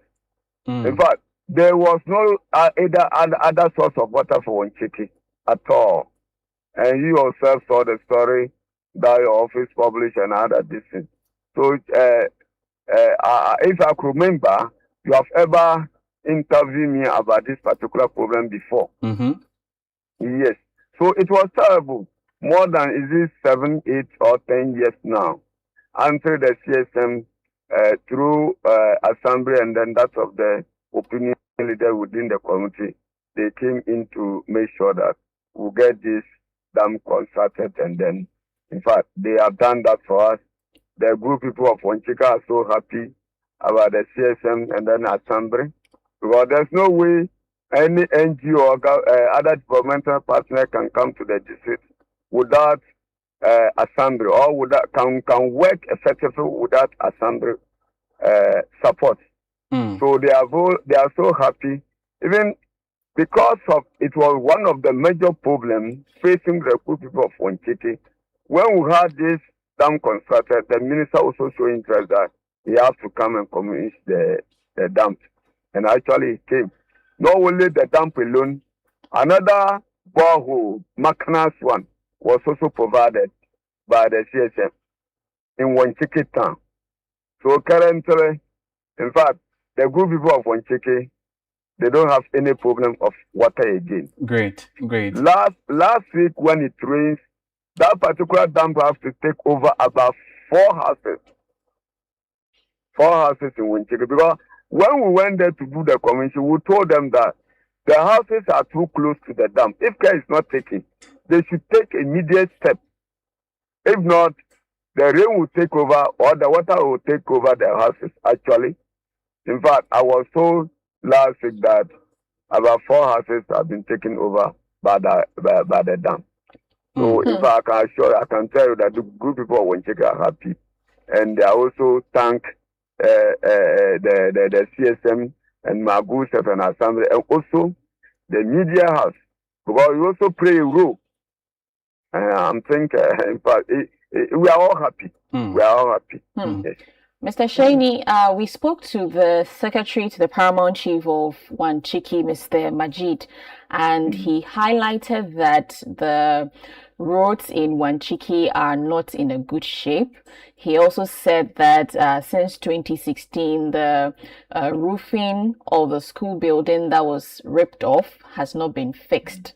And do you know about this, and what measures or steps have you taken to address it? Madam, we have taken so many steps.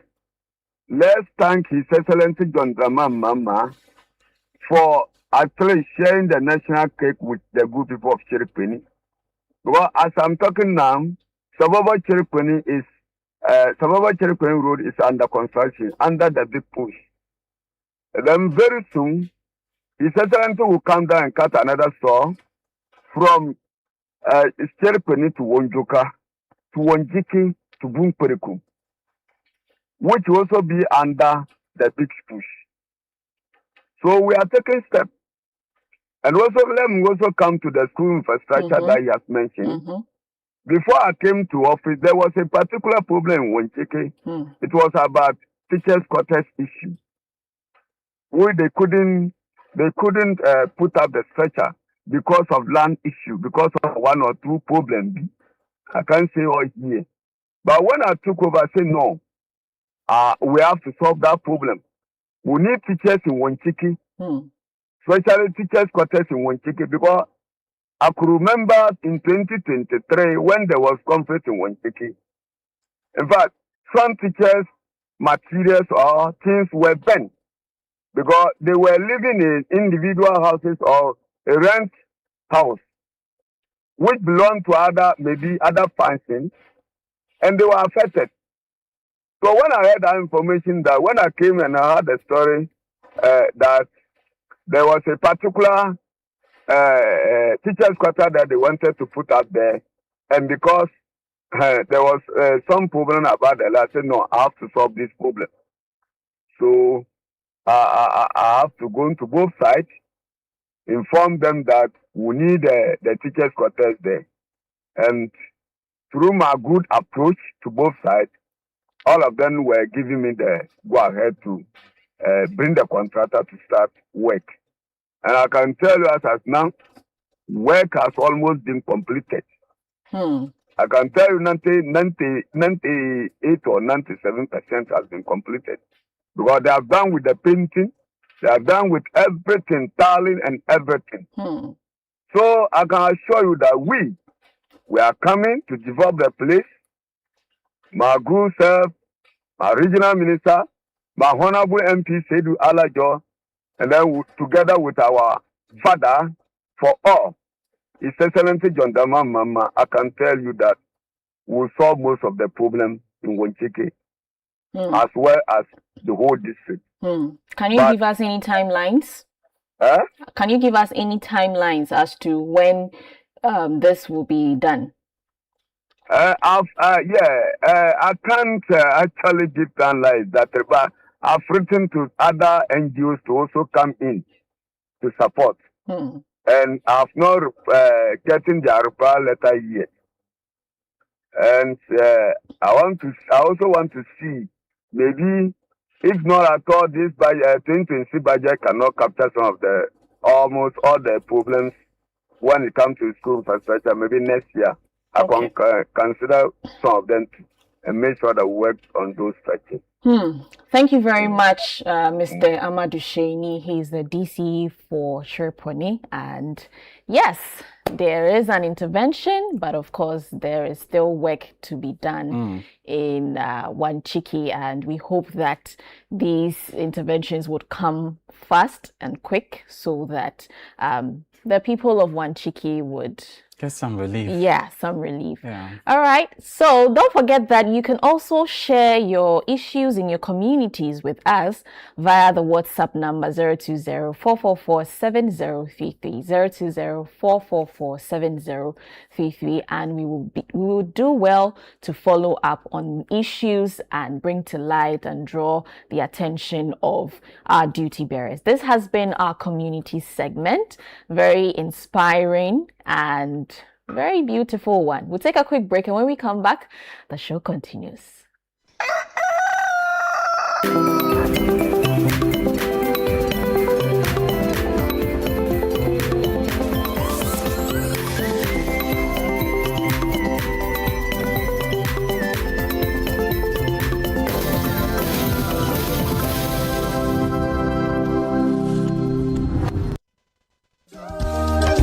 Looking for everything made in Ghana? All in one place? Then get ready. The This is Ghana Exhibition 2026 is here. A bold celebration of Ghanaian creativity, innovation, and excellence. From rich traditional crafts to modern cutting-edge solutions, experience the very best of Ghanaian products and services. Explore excellence across key sectors, including automobile, agriculture, education, health, hospitality, fashion, technology, food and beverages, creative arts, beauty, retail, and more. This is the biggest Made in Ghana fair, bringing together SMEs, startups, manufacturers, local creatives, indigenous corporate bodies, entrepreneurs, and innovative businesses all under one roof. Discover brands redefining quality, connect with industry leaders and innovators, experience the energy of Ghanaian enterprise and creativity. The date is 29th and 30th 30th of August 2026. The time is 10 a.m. to 5 p.m. daily. Venue, the A4 Sutherland's Children's Park. Call 0205-973-973 or 0558-973-973 to register. Come explore, come connect, come be inspired. Discover the brands redefining Made in Ghana and experience the future of Ghanaian excellence. The This is Ghana Exhibition 2026 is powered by Channel One TV with support from City FM, and it's proudly sponsored by EcoBank and MTN. This is Ghana Exhibition 2026, celebrating Ghana, showcasing excellence.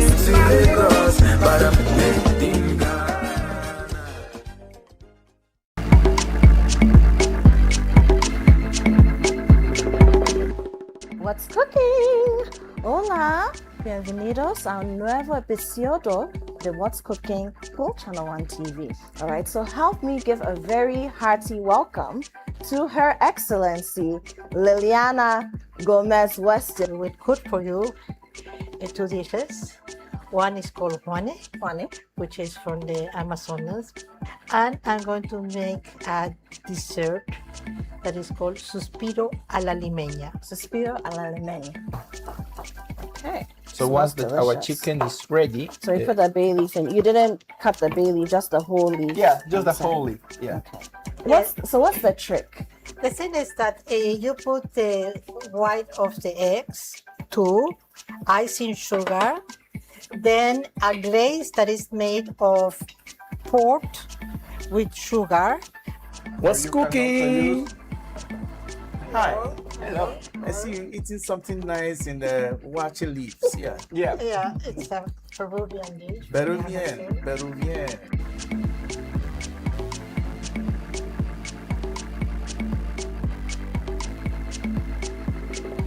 What's Cooking is brought to you by Everpack, Tasty Tom, and Electroland Ghana Limited.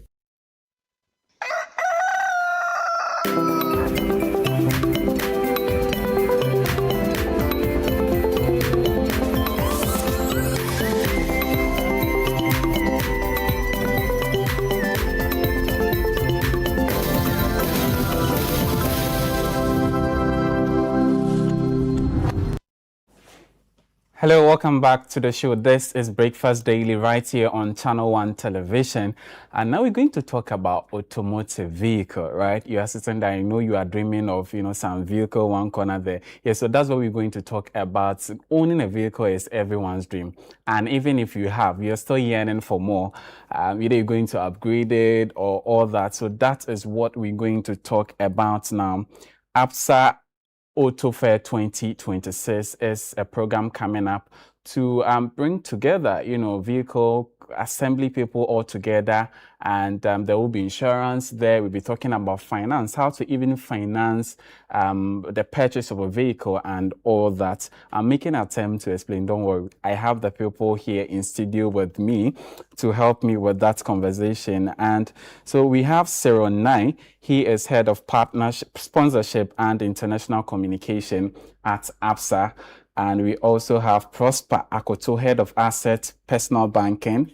And we have Avio Benderi. She is acting head of marketing and corporate communication at Hollard Insurance. You're welcome, ladies and gentlemen. Thank you. All right. So first of all, let me start with you, Cyril. I was making an attempt to explain to my viewers what the APSA Auto Fair 2026 is all about. Tell us about it. What really is the APSA Expo Auto Fair 2026? Thank you very much. The APSA Auto Fair is an auto fair in partnership with City FM and Hollard Insurance that brings together all the key stakeholders within the automobile space. And this is happening on Saturday and Sunday, the 22nd and 23rd of August at Good Park, Accra Mall. And, owning a vehicle, everybody wants to own a vehicle. It's a dream and it's an important goal as well. there are many parts to it, but sometimes we don't really think about it in that manner. And therefore, sometimes it comes with a little bit of stress and all that, because you need to look at the car make, the kind of car, the specs. Now you have to think about insurance, think about financing, think about even servicing after and all that, maintaining. It's a lot of thinking and work, and sometimes it can be overwhelming. So what we do in the Absa Auto Fair is just bringing all the key actors together in one space for all who wish and those to buy a car or upgrade your car or even how to maintain your cars, anything about cars. We are bringing everybody into that one space at Good Park on the 22nd and 23rd of August. So we can service you, we can give you the experience of the new technologies around the modern cars, the electric cars, and your regular cars, everything. So we are just bringing everything to one space to make life easy for all, because we want you to come in and drive it home. Right. But someone may be watching and wondering, but Absa Bank, a financial institution, is supposed to bring the debits and the credits and all that. Why are you organizing this particular event? So buying the car also has the debits and the credits as well. So take us through the debits and the credits. Yeah, but it's also got to do everything to do with our purpose, because as a bank, our purpose is to empower our customers, our stakeholders, one story at a time. So this one, just one of the stories in how we are empowering. As I said, because of the stress that it could create when you are looking for an opportunity to own a vehicle, our way of empowering people is to make life much easier for them. It's our way of helping our customers and the general public to say yes to their dream of owning a car, or maybe you own one already, you want to pimp it and make it a little more, jazz it up a little bit, bougie. Yes. Or you are looking for the spare parts, easy access to your spare parts and all that. So we are just bringing everything together to empower people, make it easy for everyone within that space to have access to whatever you need in terms of your automobile needs. Amazing. I can't wait for that. Let me come to you, Prosper. So when is this Absa Auto Fair going to happen, and what can, customers, the patrons, those who are going to be there, what can they expect? So thank you for your question. So the Auto Fair is scheduled for next weekend, Saturday and Sunday, 22nd and 23rd of August. Customers should expect exciting experience from vehicle owners. For vehicle dealership, we invited varied automobile companies. Our insurers will also be there. We have EV vehicles, we have the ICE vehicles also that will be present. People who want to compare vehicles will also have this opportunity to know which type of cars to choose from. From financing perspective, Absa will be offering flexible terms to all customers. We have the maximum tenor of 96 months, which is the longest tenor on offer in the industry currently. So we are making life much easier for our customers. So is there who can be there in particular? Is there someone who is ready to just buy a vehicle, or any other person which kind of customers are you expecting at the event? So we expect our existing customers and the general public to be present. We actually finance for even new customers, those who do not have account with Absa Bank, for instance. We have our team there, expert, that will educate them, open account for them there at the fair, and help them to complete application form. Existing customers can do same, complete application form, so they can start and complete the whole financing process at the fair. Wow. And customers who have existing loans elsewhere, we can take over those loans and consolidate the loans for them with Absa Bank. Wow, it's going to be all-in-one experience. Exactly. So we are also expecting everyone from children to adults, young executives, everyone, because there'll be something for everyone. Aside the auto companies just being around, it's an opportunity to test drive maybe that dream car that you've been looking at and spying. Opportunity to ask more questions to understand, especially if you're interested in buying. If you are not ready, it's also an opportunity to just come and have a view and get to know what is available on the market. You know, a lot of people think, well, I can't buy new cars. But I tell you that you'll be amazed at some of the rates, and you realize that it's easy to own a new car. So there'll be that variety for you as well. As I also mentioned earlier, we are going to have other auto accessory dealers. So maybe there's something special you'll be looking for. Maybe you want to change your tires, or you have issues with batteries, or even just to know how, when you need them, how easy it will be for you to access all those kind of items.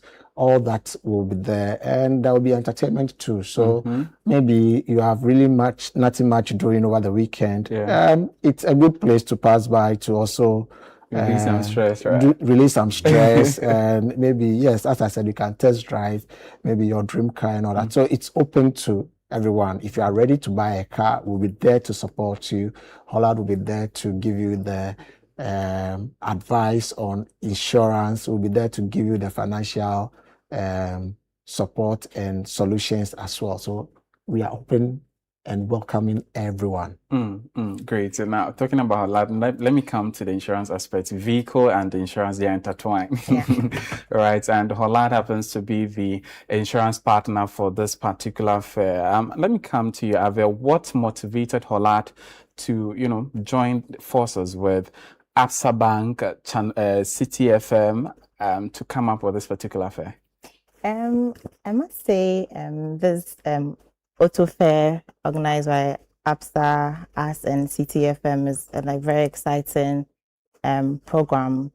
And as an insurance company whose purpose is to enable more people create and secure a better future, we are happy to partner all these great minds to put all experts under one roof to delight customers. I mean, a lot of resources goes into purchasing your very first vehicle or even changing your car. What happened next? What happened next after that purchase is, how do I protect this? How do I secure this investment that I've put all my money together to acquire it? And so that's where we come in, to be part of that very early conversations, to let people know that it's great to have this investment, but it's also very great and very, very important for you to protect that investment. Should the unexpected happen, you have some cushion that is going to support you through the hard times to ensure that you are able to stand back on your feet should the unexpected happen. So yes, we are very happy that insurance has not been left to the back end of the conversation and is right at the forefront, where we are talking financing, we are talking about the dealers, we are talking about what to do to protect what matters most to you. And also it comes at a time where we've just launched our brand campaign dubbed We Cover You, which seeks to reassure customers that no matter who you are and what you do, Hollard is here to protect all that matters to you. So yes, it's a very exciting time for us, and we are very happy to partner Absa and CT on this journey. Great. So for someone looking to buy a vehicle, right, what value does Hollard bring to the overall vehicle ownership journey of that particular or that potential vehicle owner? Okay, so insurance, one of the key values that we bring is peace of mind.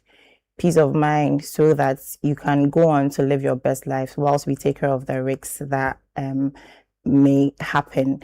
Another thing that I must say is that when it comes to motor insurance in this country, Hollard provides one of the best, in the sense that we provide our motor insurance policyholders with free roadside assistance. What that means is that should you have any issues with your car, should you have like a breakdown at any point in time, we have these trained mechanics who would come and assist you. That service that they're offering to you is absolutely free, and you can be rest assured that these are not like random mechanics who are just by the wayside, who are just doing, there's a tree where that says Matra and Macquarie that just trying to see things, to adjust things and make it work, and then you have another issue. These are like well-trained mechanics who are coming to assist you and help you, and you wouldn't find this type of value anywhere except with us. So we are coming with these types of value added services that our clients get to enjoy because they are with us. And of course, like I mentioned in the beginning, we want people to be able to go on and live their best life without thinking that should any car smash my car today, do I readily have funds in my pockets to go and fix it, or would I have to park the car and wait until I gather funds to be able to fix it? We want you to be able to live your best life knowing that should the unexpected happen, we are here to support you through and through it all. Great. Yeah, that's inspiring. All right, so Prosper, this to both of you, Prosper and Cyril. So what vehicle types will be on display, will be there on that particular 2 days? And also you mentioned earlier that there will be car dealers and other services. What are they? Can you take us through and list some of them for us?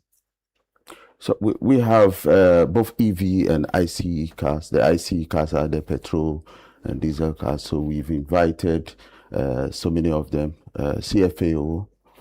We also invited Japan Motors. Okay. For EV cars, we invited Zonda, EV360, Atlantic Meridian, and Electric Miles. They are all invited, plus many more. There are so many more that are engaging us as we even speak. We want to bring at least about 15 to 20 automobile companies for all our customers to have a varied options to choose from. Yeah. Wow. Yeah. So we have the BYDs, we have the Geelys, we have the Mercedes-Benz, we have the Peugeots. All will be made available on the day. Wow. Yeah. Prosper? Yeah, so as I said, we would also have like the JTOS from Swiss Group. We have Drive EV.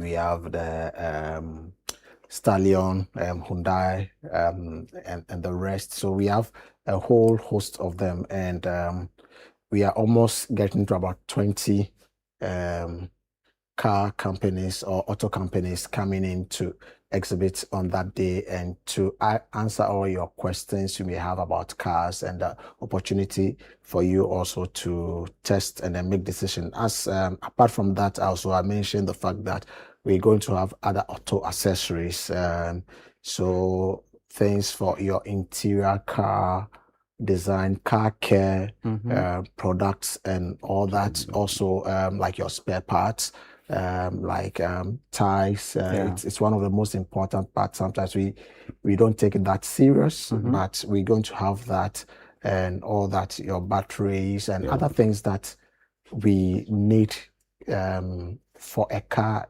to maintain your car and keep it in good shape, or to pimp it and give it a little bit of new look or fresh look. So all that will be there. But apart from that, also all these companies and partners like Holland that we're bringing on, but we're going to have some engagement and education throughout the period as well. So we'll be talking about things that impact you, or how you can make the most, bring much more value to your car ownership for you. So there will be much more, and of course we are going to have a good time to entertain ourselves and just relax as well. So all these are available for you on the day. Great. Finally, for you, Prosper, will there be financing option for people who will be there? And if there will be, who can apply for those opportunities? So, as I mentioned earlier, this offer is open to the general public. All our customers today will be in scope to qualify for this option. They can start and complete application process on the ground because they are existing customers. For non-customers of Absa Bank, we have a team there that will help them to open accounts and also complete the vehicle finance form at the fair.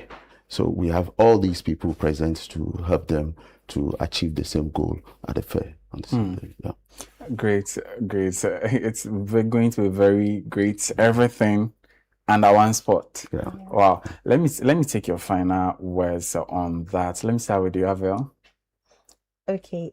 So to our viewers, I would encourage everybody to take time and participate in this fair. Personally, I haven't heard of anything like this before, where you have like 3 different people from various backgrounds coming together to delight a customer. And so I encourage everybody to show up.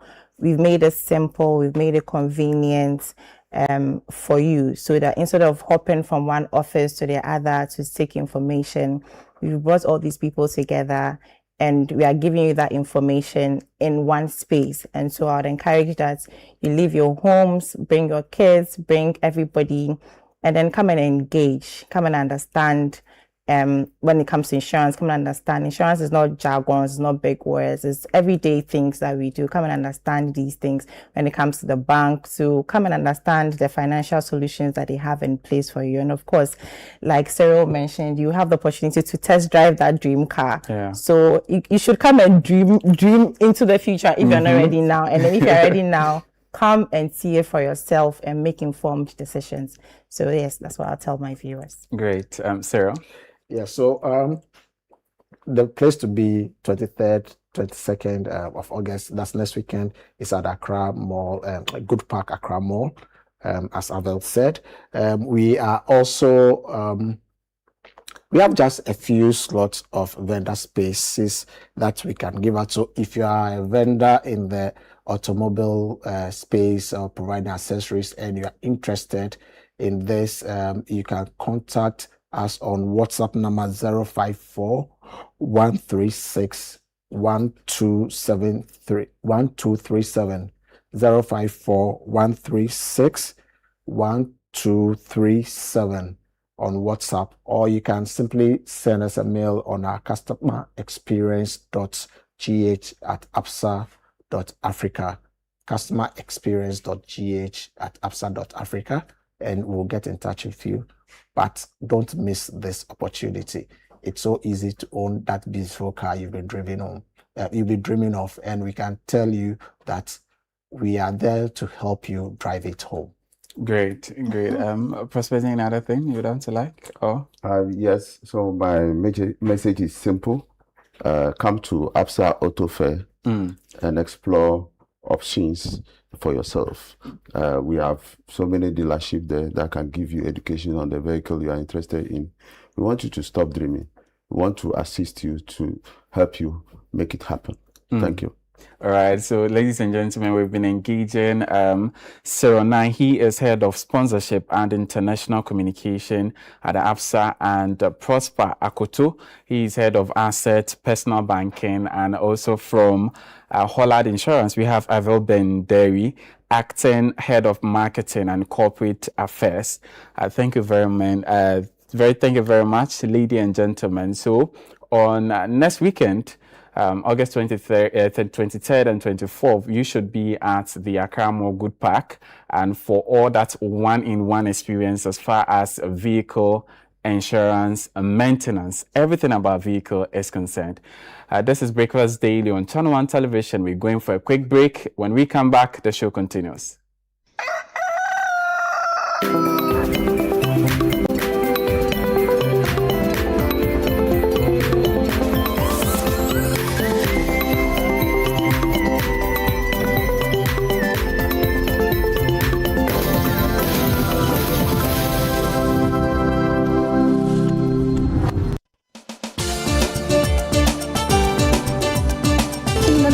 Full of questions, where truth often hides behind noise, one show dares to ask what truly matters face to face. With fearless clarity and a quest for accountability, host Umaru Sanda Amadou sits down with the movers and shakers of politics, governance, society, and business, confronting the issues that define our national conversation. Yes, I am Umaru Sanda Amadou. This is Face to Face, and you're welcome. I say very often on the floor of Parliament that when we were in government, we got some things right, we got some things wrong. Are you still planning to go to Parliament, or you want to look at National Party office position? No, I'll be going back to Parliament. There's an unfinished business which I need to do. Sports has 3 legs. development, management, and promotion. Disintegration is extreme. We do not wish that even on your worst enemy. Every Tuesday at 9 p.m., join Umaru Sanda Amadou on Face to Face as he digs deeper, challenges power, and reveals the stories shaping Ghana's future. Only on Channel One TV. Welcome to The Point of View. This is your favorite current affairs show here on Channel One Television. On The Point of View, we pick the right topics, get the right guests, and ask them relevant questions on issues that matter to you. With the complexities of the issues happening around us on a daily basis, it's the hard-hitting conversations and the probing questions of The Point of View. So what is the Public Account Committee's job? So what we do is to scrutinize, clarify, and find out why certain infractions have been made. What do these IMF programs try to do? The current program is for budget support. Okay. There are no projects attached. That teases apart the twisted entanglements of politics and governance, as well as religious and social discourse. The Point of View brings you the policymakers and duty bearers and drills down to the very bottom of issue. What authority do you have? The Point of View airs every Monday and Wednesday at 9 p.m. only on Channel One TV. In part 2 of our special series on stress management, we go beyond recognizing stress to discovering practical habits, healthy boundaries, and daily choices that restore balance and bring lasting peace. Whether your stress comes from work, family, finances, or personal expectations, this conversation is for you. Welcome to Lifeline, my dear friend. Research shows that chronic stress is silently affecting millions, emotionally, mentally, and physically. But resilience means learning how to bend without breaking. And with the right mindset, support, and faith, you can rise stronger through life's pressures. What daily habits can we cultivate that will help us to manage stress well? I said you could sit in the office and do it. You could also play some music. Okay. You can read Bible verses that encourage you or strengthen your faith. You can think about great things that happened in the past. Lifeline airs every Tuesday and Thursday at 10 p.m. only on Channel One TV.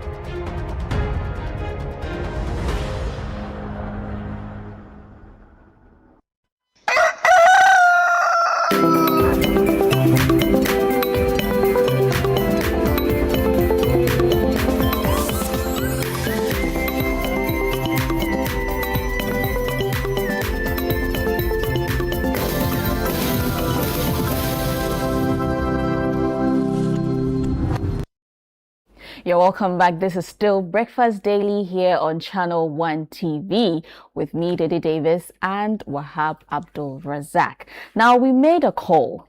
You heard us. You decided to push beyond the ordinary to enter the Literacy Challenge 2026. And I must say, well done to you. Now the hour has come for us to unveil our top 100 contestants who have made it to the level 2 stage of this year's challenge. And to help us do that, we have Apioko Seiram Ashong Abe. She is our head of programs production here at Channel One TV. Hello there. Hello. Good morning. Good morning. You're welcome. Thank you. It's good to be here. Yes. Yes. You have you. The hour of reckoning has arrived. It's been a journey. It's been a journey. Last night we were up very late. Okay. With the examiners, Right. just trying to make sure that we get the top 100 who deserve the top 100 spots, but also, of course, making sure that we have that national representation. That is very important, right? And so we have our top 100. All right. And we're here. Yeah. I can't wait.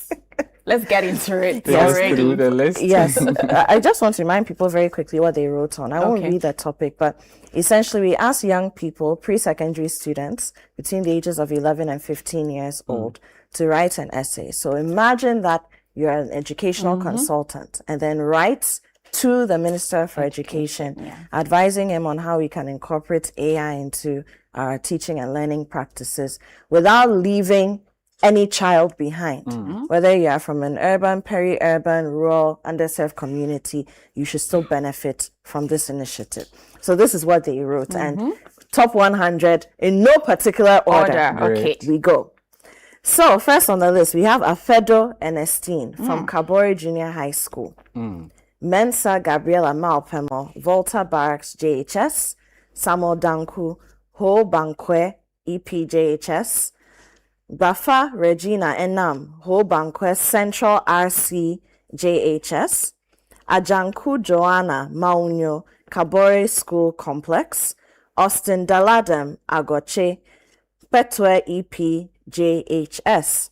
Joshua Dogbe, Ho Bankwe EPJHS. Thelma Aye, Kabore School Complex. And I have here Nana Kobina, Christ Legacy International School, Nicholas Mensa, Ponkrom MA Basic School, Laurentia Kwatin Labi, Alswell Academy, Olympio Stacy, Julie Ann Oforiwa Dankwa Girls Model School, Mohammed Sani Sham Sia, Pentecost Preparatory School, Abigail Inkum, Girls Model School, Gloria Obing, Girls Model School, Frances Ifwa Aika Tego, Unipra North JHS. What do you have? All right, I have here Malu Elo Tang Neyili from Savannah International Academy, Isa Abel Salsabila, Abi Elperin School, Paul Ab Fabian and Yerdong from Belhaven Montessori School, Fahim Wumpini Al Hassan, Savannah International Academy, Tedrick Songta, Evangelical Church of Ghana School Complex, Abdul Nasser Shamima Sohini, Abe Hepron School Limited, Karin Habok Efwa Pra, Abe Hepron School Limited, Kamal Dean Iman, Abe Apron School Limited, and Vera Bakari from Fachi Little Flower School. Okay, and then I have here Joyce Aqua from Onya Francis Ideal School, Alexandra Hammond, Peace Royal International School, Justina Issy Hagen, Bright Kids International School, Grace Amanama, Peace Royal International School, Sonhao Dobal, Peace Royal International School. Then I have Pire Lucia, Peace Royal International School as well. Ronalda Nyaku, New Pathways School. Michelle Kwaba, Peace Royal International School. And Roswell Nkrumah, Star of Beginners Preparatory School. I also have Regina Abugri, Great Victory Academy, Davoro Gerald, Great Victory Academy, Yenema Casilda Atara, Great Victory Academy, Ayaba Verity Afagad, Great Victory Academy, Alobo Akari, Adabasi Junior High School, Tara Nawal, Great Victory Academy, and Baba Sumaila Salamatu, Four Rivers International School.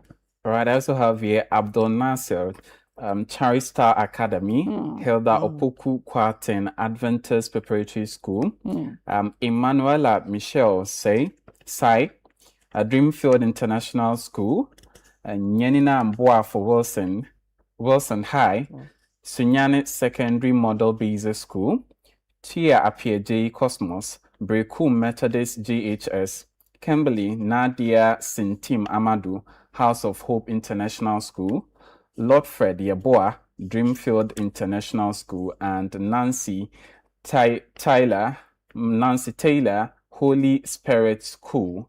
Okay, and I have here Vincent Apavieku Densusuo, MA Basic School. Bevelyn Dede Krantema Densusuo, MA Basic School as well. Kuduvo Gideon Tete, Nkurakan RCJHS. Stephanie Otra Apau G, So I had to shorten it, a little long. PCE demonstration JHS.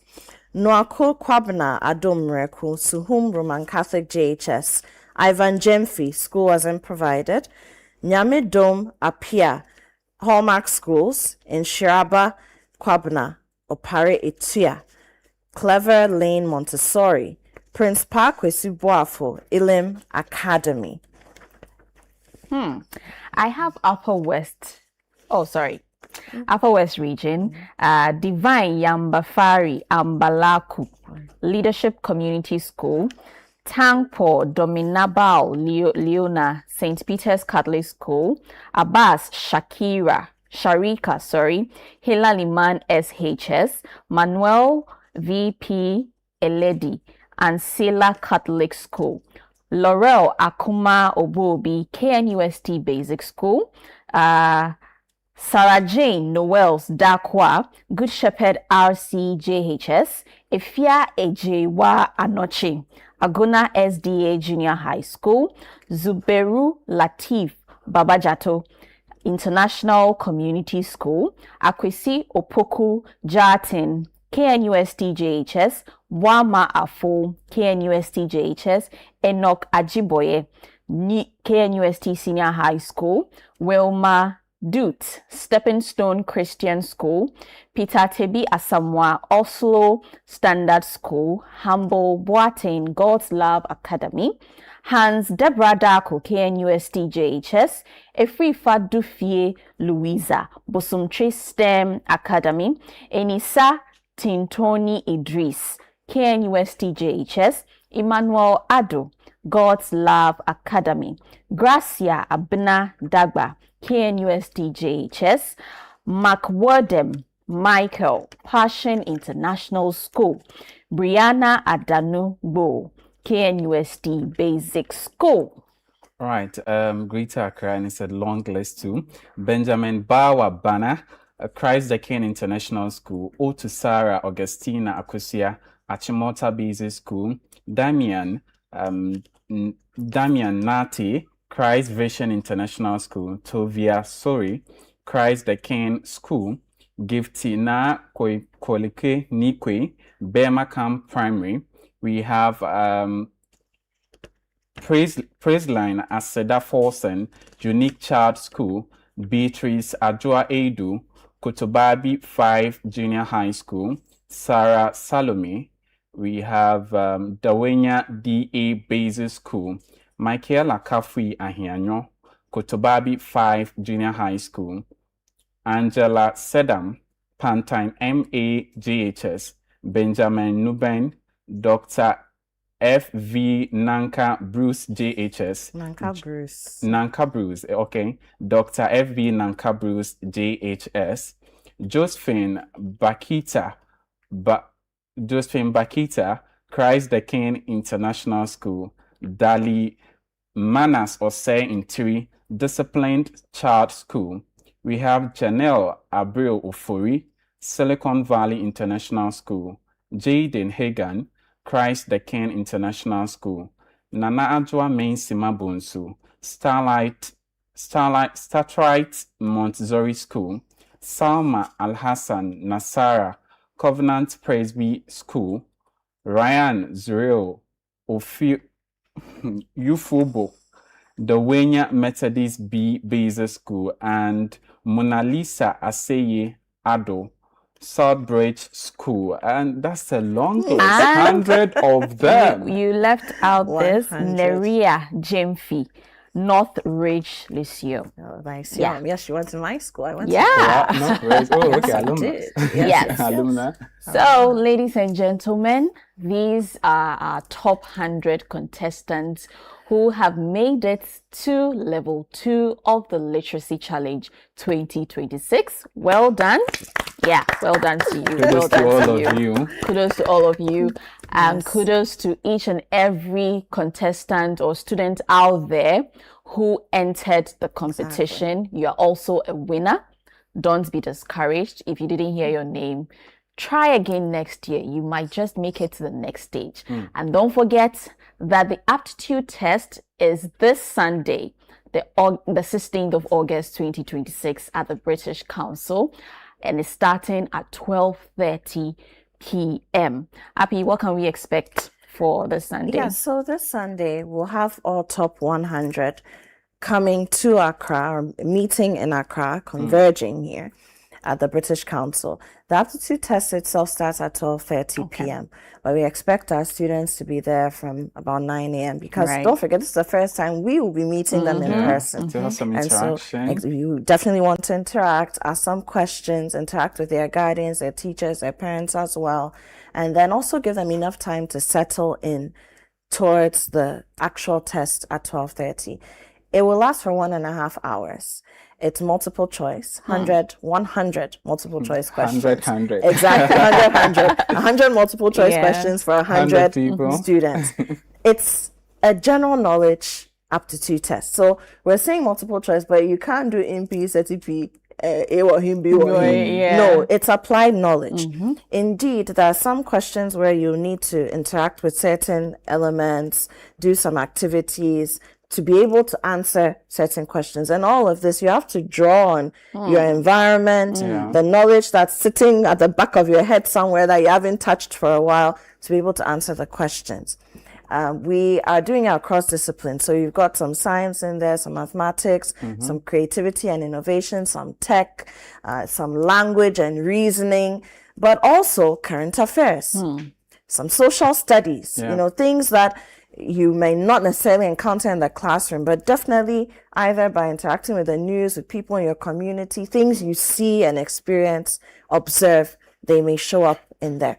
So very general knowledge. And I know a lot of people will be saying, hey, can the students do it? Look, we've been doing this for almost 10 years. And every year, the students bring their A game and they impress us. They impress the examiners.